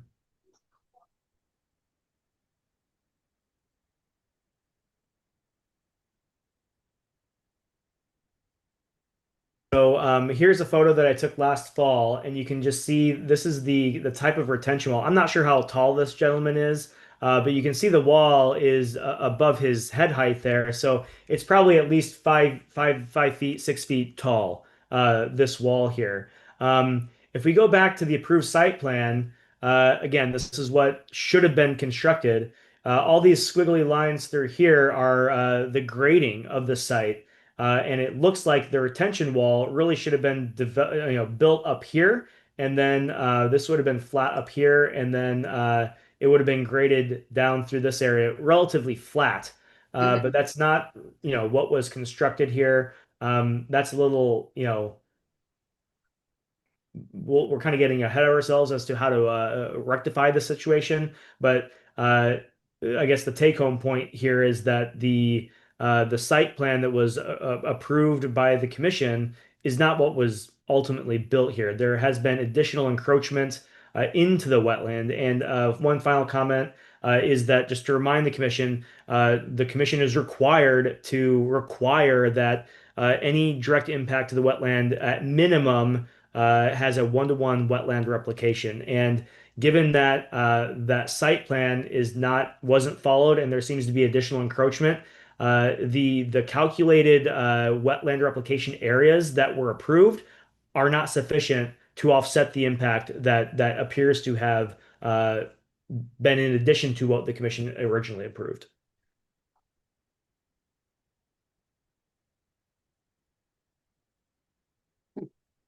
So you have the wording for the new enforcement order? I do, Madam Chair. Commissioner Talbot has his hand raised. Oh, I'm sorry. Justin, I'm sorry, it was blended. The yellow was blended. Thank you. That's okay. Thank you, Madam Chair. I got a question, Kyle. As the commission here, and looking at what you just showed us, obviously the current homeowners did what they did to the backyard. But the concrete pad, the porch coming down was probably done by the builder. Does the commission have any way to get in touch with the former or the builder to, go after them as well?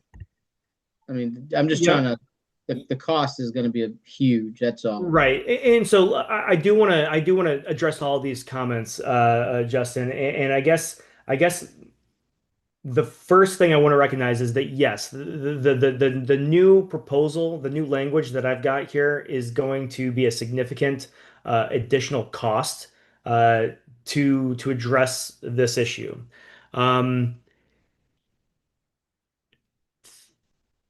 We don't have to come to a decision tonight. I think it's a very valid point that you've brought up.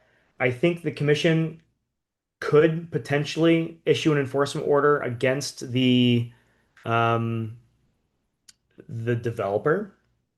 I hadn't really considered that option. My thought process was that we would issue the enforcement order against the buyer, the current homeowner, have them be responsible for all the replication and restoration required.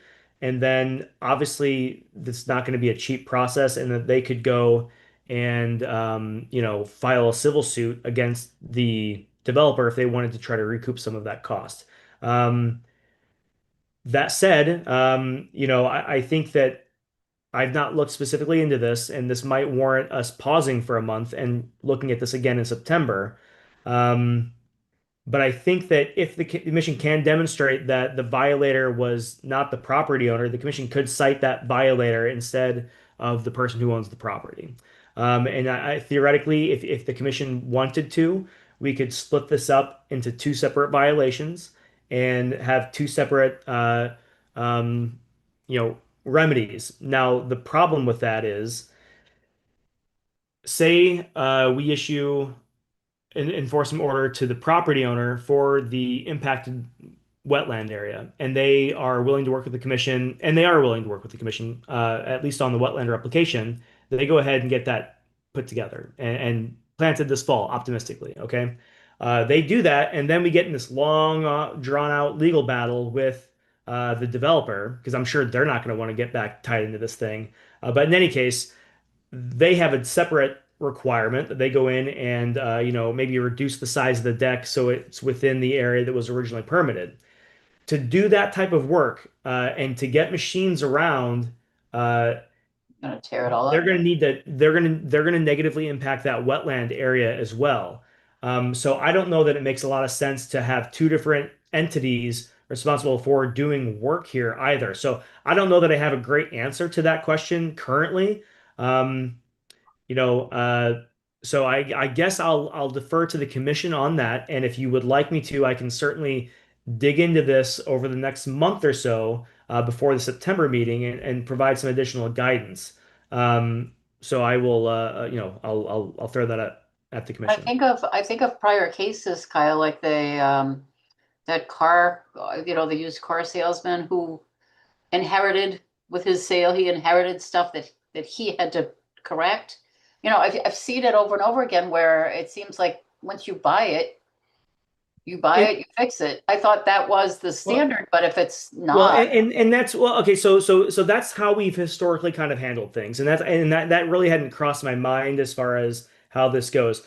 I do recall not about something as significant as this, but like if dumping of trash, for example, if there's a property that's along a riverway that someone is coming by and dumping material in that property, and it's not the property owner that's dumping that material, the property owner is ultimately responsible for restoring that area and removing all of that debris and trash.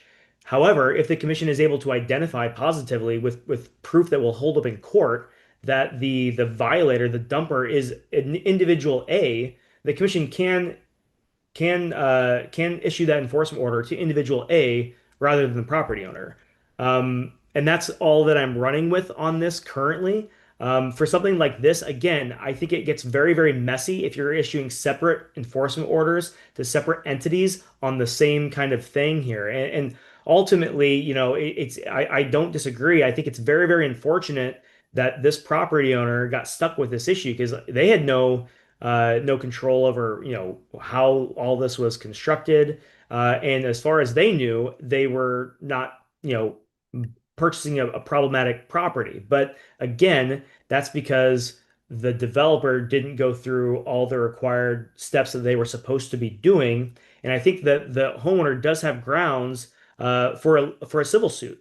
And that might just be a cleaner option. But again, I don't have a definitive answer here. Commissioner Clay does have her hand raised, Madam yeah, Chair. go ahead, Ruby. Yeah, so just addressing that, Massachusetts is sellers are obligated to disclose known material facts on properties because it helps the buyer make a decision on whether or not they want to move forward with that. I think it is worth, Kyle, you doing some legal research instead of separating, but at least us having the facts legally of how we can move forward, understanding that, okay, yep, the home buyer did buy it, but I think that there is something there where material facts of a home being sold have to be disclosed. And I don't think that fairly this was disclosed to these people that made this purchase. Absolutely, Ruby, I agree totally. Agree totally. And I also think that this is an absolutely perfect case for requiring a certificate of compliance before you issue an occupancy permit. Exactly. Absolutely. Yes. I mean, Absolutely. this is totally, you know what I mean? It's really ridiculous. Because someone would have gone out to check that against the plan of record. Yeah, and to be fully transparent, I just assumed that that had taken place. I didn't do any digging for that when I first was documenting the initial violation because Right, I right, just assumed someone had because this was all permitted and built before I was on board as the agent. I just right. assumed that that had taken place, but you know. Okay, so I guess at this point, we will just we don't need to have any vote or anything, but we will. I'll do some additional research. I'll talk to Mass DEP, see if I can get any guidance about not Mass DEP doesn't like to weigh in on individual cases, but I will just kind of ask very broad questions about, if we can identify different violators, but, so I'll try to get some information from them, and then I'll bring this back to the commission at the September meeting. Is this something you would ask MACC about or no? Yeah, certainly. I'll also call them. Mhm. And so have you talked to the legal department about it? Um, not this specific aspect of this, but yeah, I have spoken to them. I spoke to the law office in our office in Brockton, and basically explained that the extent of impact is much greater than what was originally thought to be the case under the original order, and there may be an additional requirement to modify this deck somehow to bring it into compliance with the plan of record. And because we didn't specifically outline that part of the issue in the initial order of conditions, the law department recommended that we issue a new enforcement order specifically citing that and requiring that to be rectified. So we have that kind of just in our back pocket if we have to go to a judge. It's just laid out there very clearly. Yeah. Wow. All right, so that's fine. No, we don't need to take a vote or anything. I'll do some additional research on this, and we'll put this off until the September meeting, and we'll talk about it again then. That sounds great. Thank you. Do you think that the owners have any idea about this? Did you talk to them? Yeah, I think that the Ken, when I spoke to Ken on the phone about this, and he did make the property owner aware of this. And I also spoke to the property owner briefly and told him that we would be discussing next steps at the meeting tonight. And I'll follow up with him and say we're gonna take another month to look at this and hopefully have a discussion at the September meeting. I did not require that he attend this meeting, and I likely won't require that the property owner attend the meeting in September. This is more of how the commission wants to handle this Administrative. rather than getting input from Yeah. them at this point. Yeah. Well. Any other comments, commissioners? It was very well done, Kyle. Thank you for being so thorough. Of course. So the next item is 155 Winthrop Street, volleyball heaven. I think you're out, Kyle. Oh yeah, sorry, I was muted. Yeah, I'm pulling up the site planner real quick. I just want to share that the commission approved an order of conditions and issued an order about a year ago, just over a year, for 155 Winthrop Street. And those of us that have been on the commission for a while may recall, let's see here, that the property owner basically paved their entire backyard up to Cold Spring Brook at the north end of the property. So I'm going to share the site plan here. What you're looking at here is there's a driveway. The home is in red, and the driveway had been in existence, but basically, kind of from about this point all the way back, they added new asphalt. It used to be grassed, and they poured asphalt, within feet of the bank of Cold Spring Brook, which is a perennial brook at the north end of the property here. The commission issued an enforcement order requiring that they file an after-the-fact notice of intent. The reason that an after-the-fact notice of intent was filed is because the commission was approving the rest of this paved area, but we were requiring that they restore the 25-foot riverfront area. So the plan that you're looking at now is ultimately the plan that the commission approved as part of that after-the-fact notice of intent filing, and this is the plan that was referenced in the order of conditions. Now, because this order of conditions was issued after the fact in response to a violation to that enforcement order, we did include additional language in the special conditions requiring that this restoration work be done within 1 calendar year of the issuance of that order. That would give the property owner 2 growing seasons to get this planted. They would have, spring of 2025 and fall of 2024. And we have passed that year requirement. So I sent a follow-up letter about a month ago to the property owner requesting that they attend the meeting with the commission tonight to discuss their progress on this restoration and just give us an update on where things stand. I don't believe anyone is here to discuss this with the commission. That said, I will take this. Step one was establish or attempt to reestablish communication. Step two is I will be conferring with the Brockton Law Department tomorrow about this and giving them an update. And we will then devise a strategy for next steps. But so this is just an opportunity for the property owner to come back before the commission and have a discussion about progress on this restoration. Have you physically been there? No, I've not. Not since we issued the order of conditions.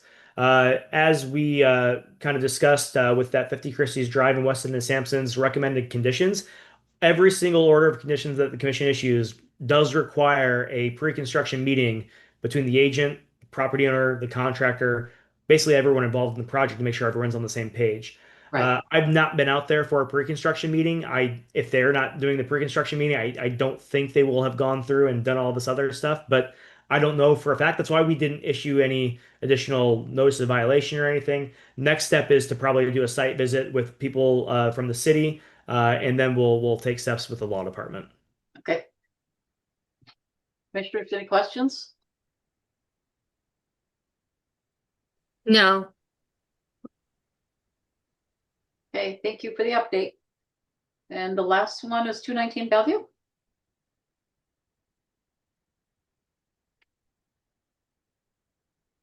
I think you're quiet again. Yep, I was muted again. I'm sorry. So yes, the last one is 219 Bellevue Avenue. As I mentioned when we were talking about 29 Country Club Lane, I went through every meeting minutes from 2017 up until when I started with the commission in 2023. And when I was doing that, I came across 219 Bellevue.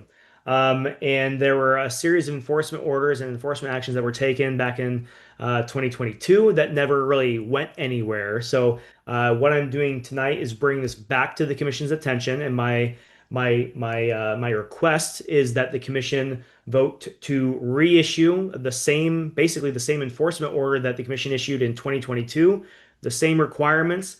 But ultimately, it's going to have a new date on it, a new date of issuance. It's going to have new, fresh signatures of commission members that are currently on the commission, and it will have been, drafted up by a current employee of the city rather than the previous agent who no longer works with the city. That way, we have someone who can go to court and testify if necessary for this.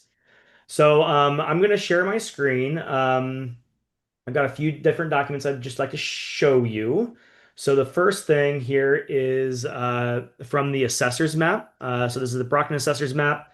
And what we're looking at here is this kind of triangle shaped lot in the center of the screen is 219 Bellevue Avenue.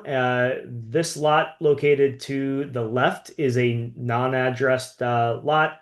The reason this even came to my attention to begin with is I was reviewing the minutes, but then also this lot over here is going before planning board for a lot division because they want to put two homes here. So they want to develop these two lots here.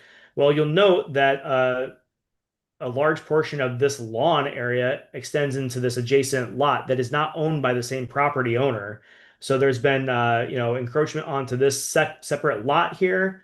And then I'm going to show you the original plan of record. Let's see. I'm going to go in, I think it was in 2017. Now this looks different because the orientation is flipped. North on this map is down, whereas on the assessor's map, north is up. So Bellevue is up at the top of the map here. On this map, Bellevue is at the bottom of the map. But what you'll see here, this plan that you're looking at is the as-built that was submitted to the commission in 2017 as part of their request for a certificate of compliance for the construction of this home. The commission ultimately issued a complete certificate of compliance, and part of that review is to certify that what you see in this as-built is what was on the ground in 2017.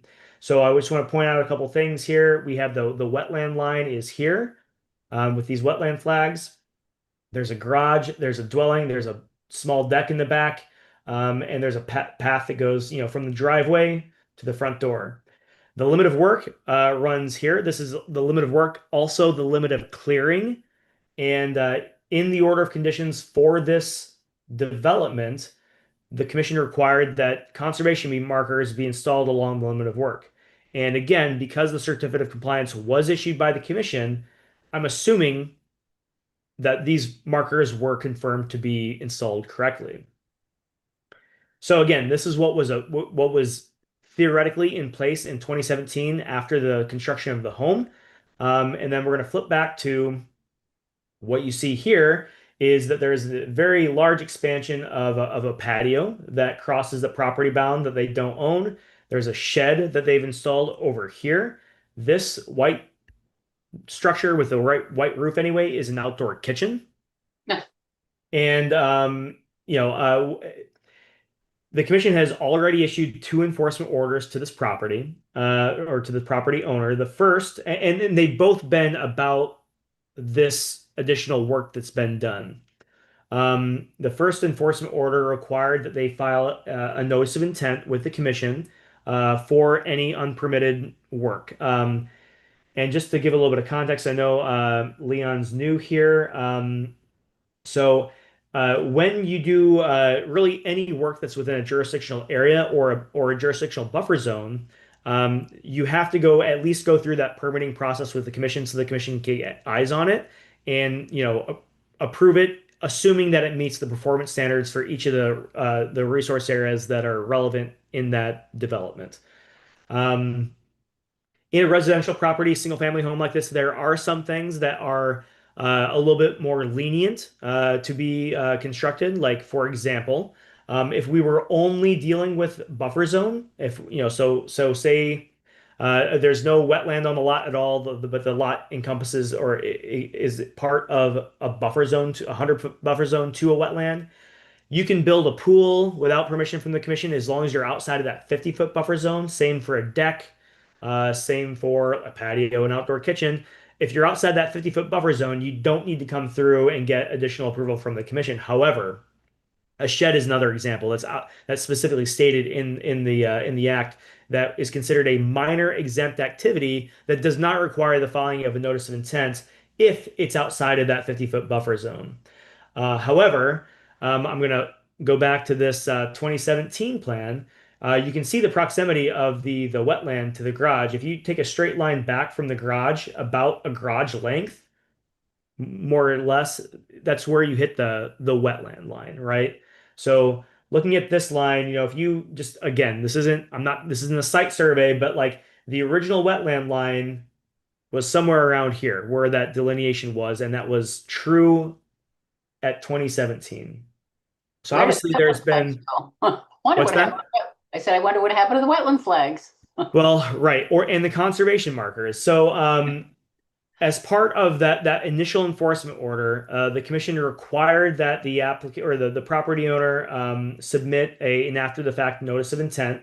And this plan that you're looking at now is what they submitted as part of that notice of intent, trying to get after the fact approval for the construction of the shed, the patio. And so you can see here the lot line. They're saying they're going to remove the things that were over on, the adjacent property that wasn't owned by them. But you note here that the limit, this squiggly line is the wood line, the limit of the lawn, basically. And you'll note that there's a new wetland delineation as part of this plan that goes all the way back here. This is a vernal pool that was documented on both plans.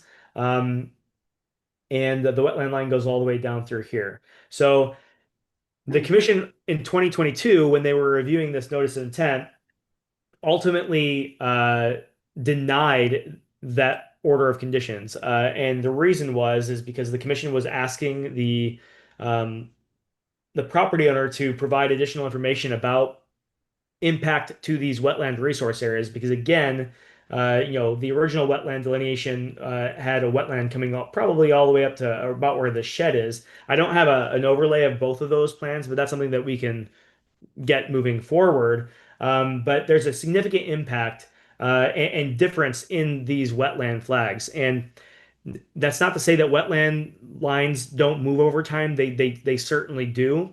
But in Agent Shave's report, Megan Shave is my predecessor, the previous agent.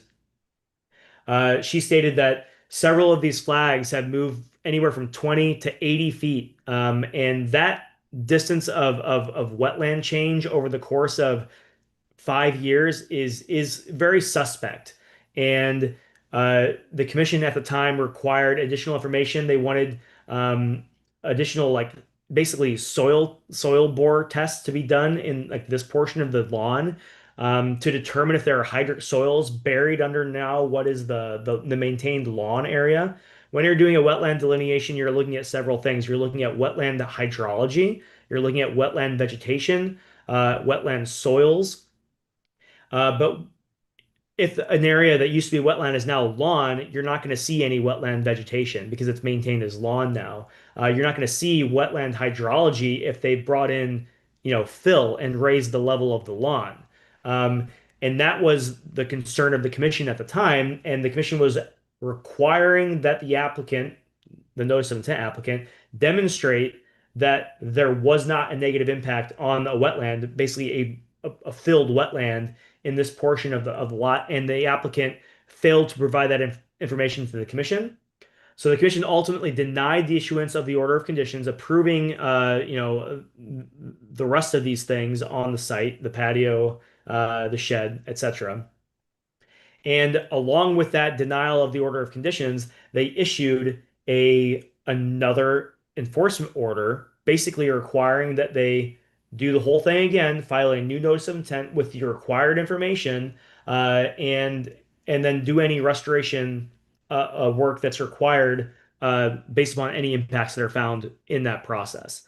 So what I'm recommending to the commission now is that now that this is on our radar again, that we just reissue the same language of that enforcement order that the commission issued in 2022, requiring that this property owner come back to the commission, file a notice of intent to try to approve any of the stuff that wasn't approved under the 2017 or that wasn't present in that 2017 as built, and then anything that can be permitted will be permitted.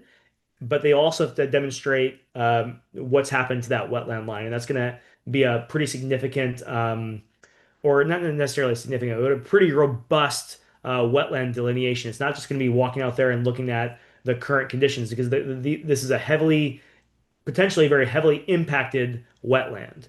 And so that's kind of where things are. Again, I'm not recommending any language that's not included in the 2022 order, but that we just reissue that order. And I sent that order out to the commission, that one from 2022. It may have been earlier today. Any question, commissioners?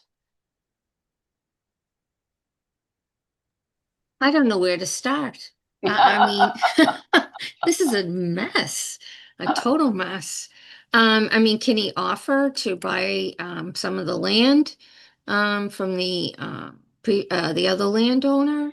Yeah, I mean, potentially, but again, I mean, if I were the owner of this lot, I could sell part of this to this guy over here, or I could subdivide this and build two houses here. And I'm sure one of those two options is going to net this property owner much more money than the other. But, it's possible that they could purchase this property. Again, so you all may recognize this area down here. This is the Arthur Street extension.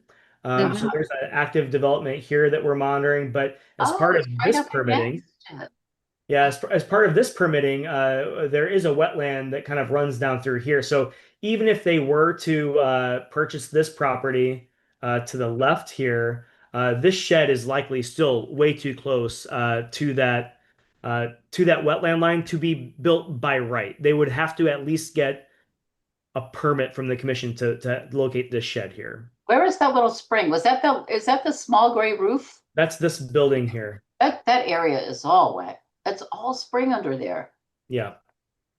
So in any case, Wow. yeah, it's very close to this development. There's a wetland series back here, but the concern here is the impact to this extension of the wetland on this side. Commissioner Green does have her hand raised, Madam Chair. But I was actually just gonna ask about that shed and who owns that shed, but that's part of Ortho. you're muted, Kyle. Yeah, so this assessor's map, I don't think that that the Jason Kennedy Trust owns this parcel anymore. I think they've sold it, but it hasn't been updated on on the assessor's map yet. But the planning board does have updated information. But I think this parcel has changed hands, the one that's highlighted down in red. But the little spring, I think, is part of the of Jason's property though, right? Because I think that is right. Yeah, this is part of this is lot 2 on Arthur Street extension. And that's currently being constructed now. But yeah, that spring shed is on that larger parcel for lot 2. Wow. Oh, no, that shed, the other shed. Sorry, the shed that's on this parcel, that's associated with 219 Bellevue. That's, I mean, that's on this parcel that's been recently sold, but not to this property owner. Okay.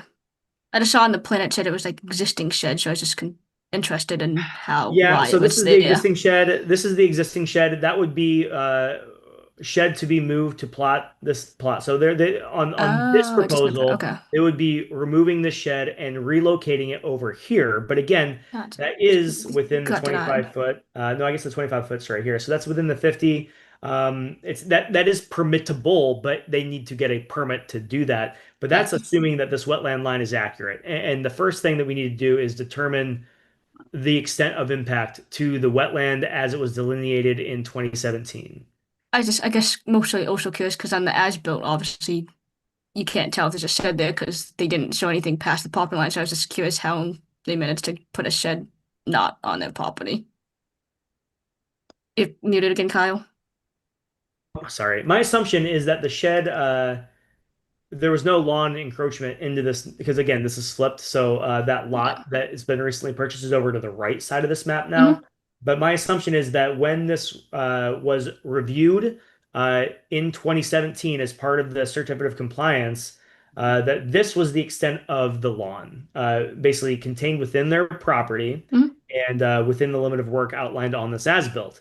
And then as soon as the commission issued that certificate of compliance, then the property owner said, okay, well, we're done with the commission. Let's go to town. I want a big patio. I want an outdoor kitchen. Let's put a shed over here. And after the commission issued that certificate of compliance, that's the point where all this lawn creep.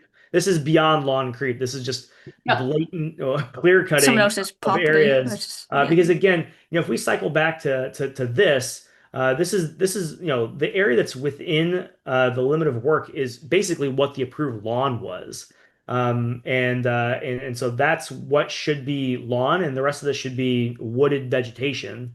And you see how close this was to the garage and to the back of the home here. There's not much of a backyard. Again, another reason that having a local ordinance that prohibits construction within 25 feet might be beneficial, but in any case, that line, again, very roughly would go kind of right through here. And that's the only permitted, lawn area that they have. Anything that's beyond that line is lawn that they've reclaimed or claimed or filled or whatever happened. We don't know. Do you have any idea? But all that was done after the issuance of that certificate of compliance in 2017.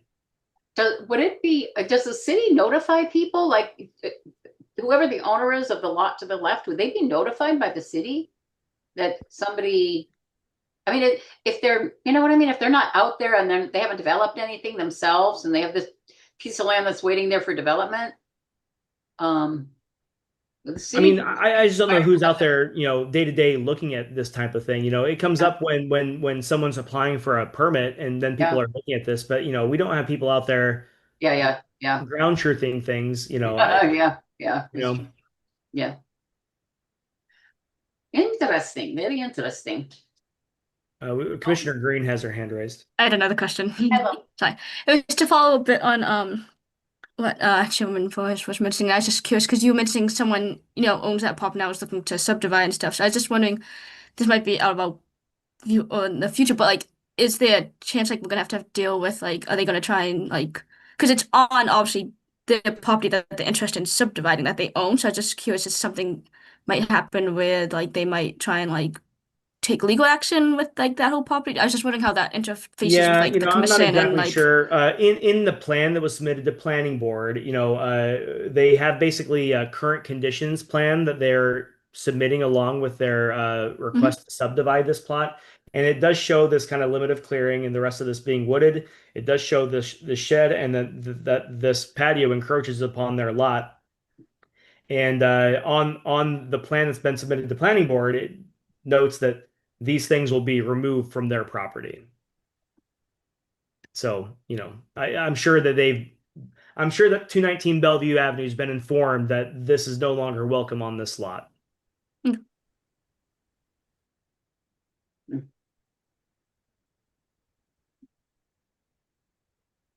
Interesting. Commissioners, any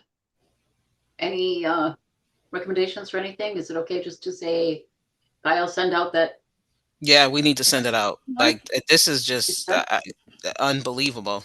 Just, yeah, I want to send it out, and hopefully, we'll get some type of response in this process. I agree. And I also think they need to put up 25-foot markers along the property Well, because that will be their guide for any other work that they do in this yard.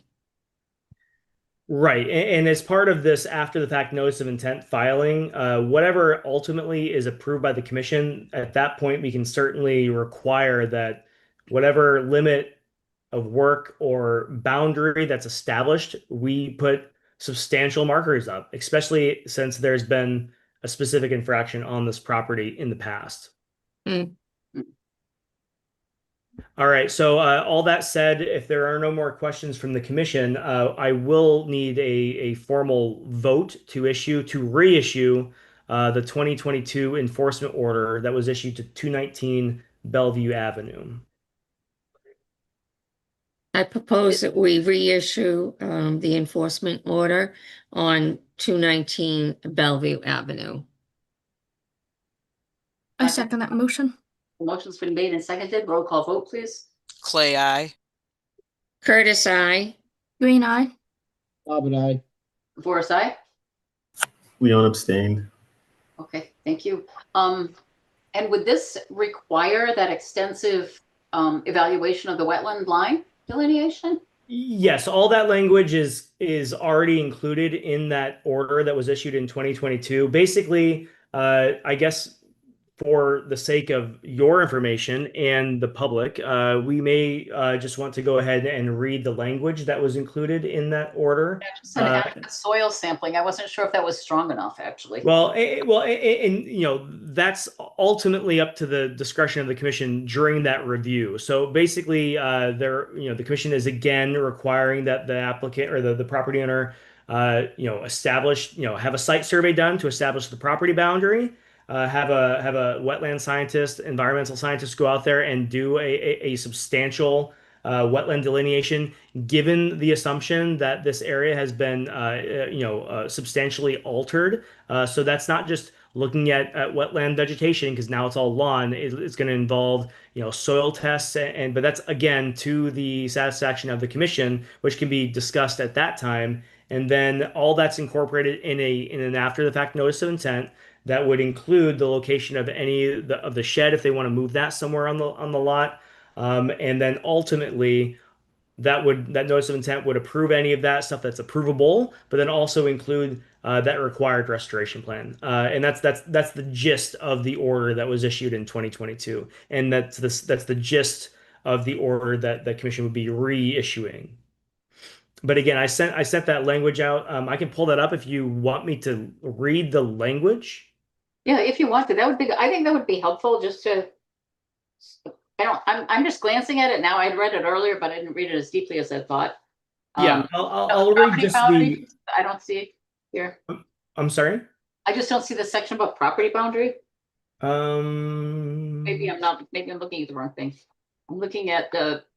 Okay, I guess it doesn't. I've looked at several of these today, Joyce. I guess that doesn't actually outright say this, but that's the property boundary is like a lot of this stuff is just required for a notice of intent filing generally. So you don't necessarily need to go out and say survey site boundaries, because that's like assumed to have been done when you do a notice of intent filing. But the language that was in the 2022 order, as far as requirements of the property owner, are as follows. One, a professional wetland scientist or environmental scientist shall be consulted to delineate the wetland resource areas and document alterations to wetland resource areas to date. The delineation shall include adequate soil sampling to be confirmed by the commission. And then two, a notice of intent application shall be submitted to the commission for all work conducted beyond the approved limit of work under the order of conditions. This notice of intent application shall also include the restoration plan for any altered wetland resource areas and 25-foot buffer zone as required above. Yeah, and so basically that's it. We've got a question from Commissioner Curtis. Okay. Is the property owner supposed to go out and get an environmental scientist to look at this? And how much does that usually cost? Yeah, this would be the responsibility of the environment of the property owner to put all of this to get all this information together and then present that to the commission. As far as the cost of this, it varies based upon the type of delineation and the amount of time that an individual has to be out on site. I don't know what that like hourly rate is, but for example, recently as part of another enforcement action at 57 River Street, we had to, the commission required that the property owner do test pits basically all the way along from the waterway at the back of their property up towards their home to determine the extent of fill added over time at that lot, and that required an excavator to be on site. So we had the property owner had to secure an excavator, had to secure someone to operate the excavator, had to secure, had to hire environmental consulting people to be out there on site while they're excavating and documenting what was seen when we're doing these test bits. So it really just depends on the extent of activity and what's required to adequately demonstrate that to the commission. So if it's an undisturbed site, and you're really just going out there and flagging like an existing wetland, again that's not disturbed, you could have someone go out there and do that in an afternoon. If it's something much more substantial, it could take several days and it might require heavy equipment. So the range in cost is pretty significant, but I don't know what the beginning. I couldn't give you an accurate count or estimation, so I'm not going to do that. Okay, thank you. And we cannot require a property delineation be done for. No, we certainly can, but what I'm saying is, you could include that extra language, but when you are doing a notice of intent filing anyway, the site boundary needs to be accurate regardless. So like that's something that's just required for any notice of intent application. So we don't need to reiterate that because we're requiring that they file a notice of intent anyway. But that would be that site survey. So to take a step back, when you're filing a notice of intent application, one of the things that you need to document are existing site conditions. So that existing site conditions will likely look very similar to this denied plan that we were just looking at, right? And that's going to show, the extent of clearing. It's going to show where the current location of all of these these patios, the sheds are, and it's going to show the lot line. And this plan has to be signed off by a professional engineer. So like so the lot lines are accurate because that's part of the site survey that's done to even put together a site plan.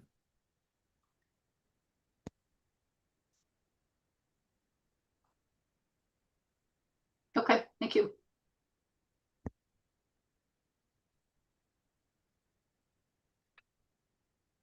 Any questions? All right, so I mean, just to circle back, we already have had a vote to reissue the 2022 enforcement order as written, obviously modifying dates and signatures and deadlines appropriately. if the commission wants to add any additional requirements, we'll need to strike that vote and talk about what we're going to modify compared to what was included on the 2022 enforcement order, and then make a new vote. But if the commission's satisfied with just reissuing the 2022, we've kind of got what we need to do. If a wetland scientist went out there today, would they would have a copy of this enforcement order? Correct? Yeah. Yep. So would they know what the previous, would they know about the possibility of a moved? Yeah, I mean that's all part of that due diligence, and it's one of these things too, just like any other notice of intent filing, the commission is within their rights we are all welcome to go out there and inspect. Yeah. I can go out there and inspect this delineation, be there when the delineation is being done. And if the commission's not satisfied, or the commission doesn't think that they have the technical expertise to make that determination, you can have one of your consultants go out and confirm what line is presented to you by the applicant. Again, I'm going to share that screen that was submitted as part of the notice of intent filing in 2022. Because my feeling is that if they moved a wetland line, that seems like a huge infraction to me. You know what I mean? And it is. And But that's so, a lot. so this just briefly. So this wetland line here is what the applicant is presenting to the commission. The commission Right. never confirmed this Right. line. This is just what the applicant is Right. stating is true. The commission Right. was trying to confirm this line back in 2022 and was not provided the information necessary to Just say why- this yeah. line is an accurate line. So they couldn't move forward with the permitting. And that's why the whole thing fell apart and was ultimately denied, because they could not confirm the Yeah. line that's shown on the screen now. Okay. As part of that review Yeah. with the notice of intent filing, right? Does that make sense? Yep, it does. It does. Yeah. All right. Commissioner Talbot has his hand raised. Oh, Justin, I don't even see it. How come? Oh, he just I put it just down. noted it. Thank you, Madam Chair. I have a question, Kyle. Can we put verbiage in the filing that you're going to send them? If we were to have the site surveyed, the surveyors would put stakes on their lawn. You would see instantly how much was cut back or relocated or moved. Well, and that's all can be part of the notice of intent filing. So the commission has a lot of discretion during that review process. We've been going back and forth with the Austin court stuff was pretty straightforward, but some notice of intent reviews go through multiple rounds of your review with like the commission's consultant. At any point, when they submit a plan to us, we can say, hey, I want to see these plans overlaid, and the applicant needs to provide that to the commission. That's part of the information gathering that the commission can request in order to feel satisfied that all of these different requirements are met. Just because something isn't included in the first application packet doesn't mean you can't request that information to be provided. So all of these things are great ideas. I don't know that we need to specify exactly this X, Y, and Z. We can, but that's just a lot of extra verbiage. And I think the language that's included in that 2022 order kind of covers all the bases. And once we get them to play ball and to submit information to the commission, then it's more of a dialogue, and you can request additional information as you go. Understood. Thank you.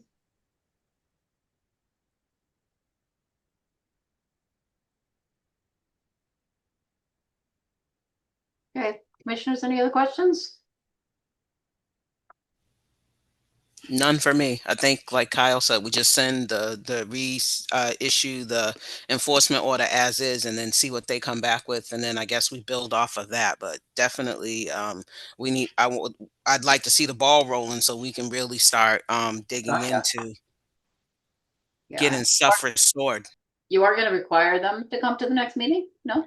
Yeah. So again, the slight modifications that are going to be made to the 2022 order, the language is going to be broadly the same. Well, look, it's going to be exactly the same outside of date of issuance, the signatures of the commission members, And then like the filing deadlines. If the commission gave 3 months for them to put the notice of intent together in 2022, I'll give them 3 months from date of issuance in 2025, right? So I'm shifting things like that, but otherwise it's going to be an identical order.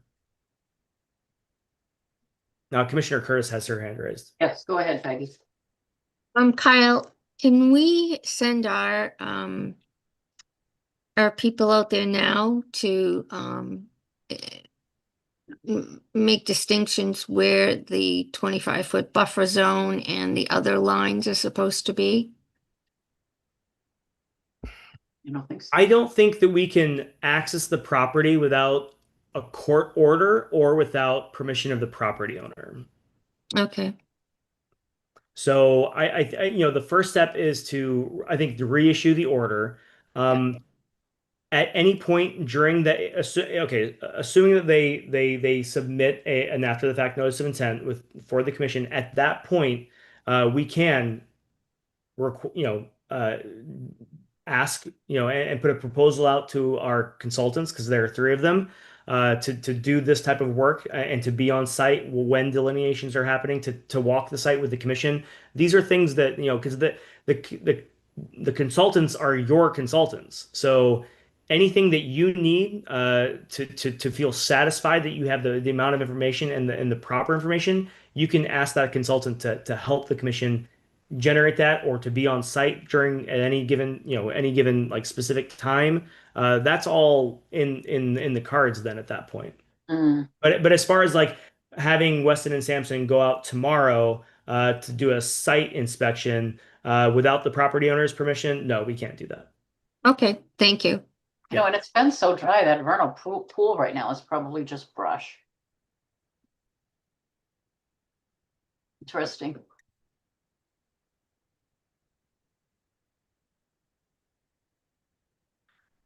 Okay, well, I guess if there are no modifications then to the 2022 enforcement order, we've already made that vote, and we're fine with that.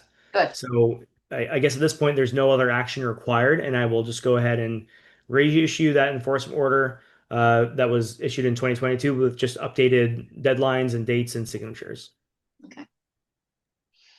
I think the only other action left is to adjourn the meeting, maybe? That's Make correct. a motion to adjourn the meeting. I second that. Roll call vote. Clay, aye. Curtis, aye. Green eye. Albert, aye. Where's I? Leon, I. Yay.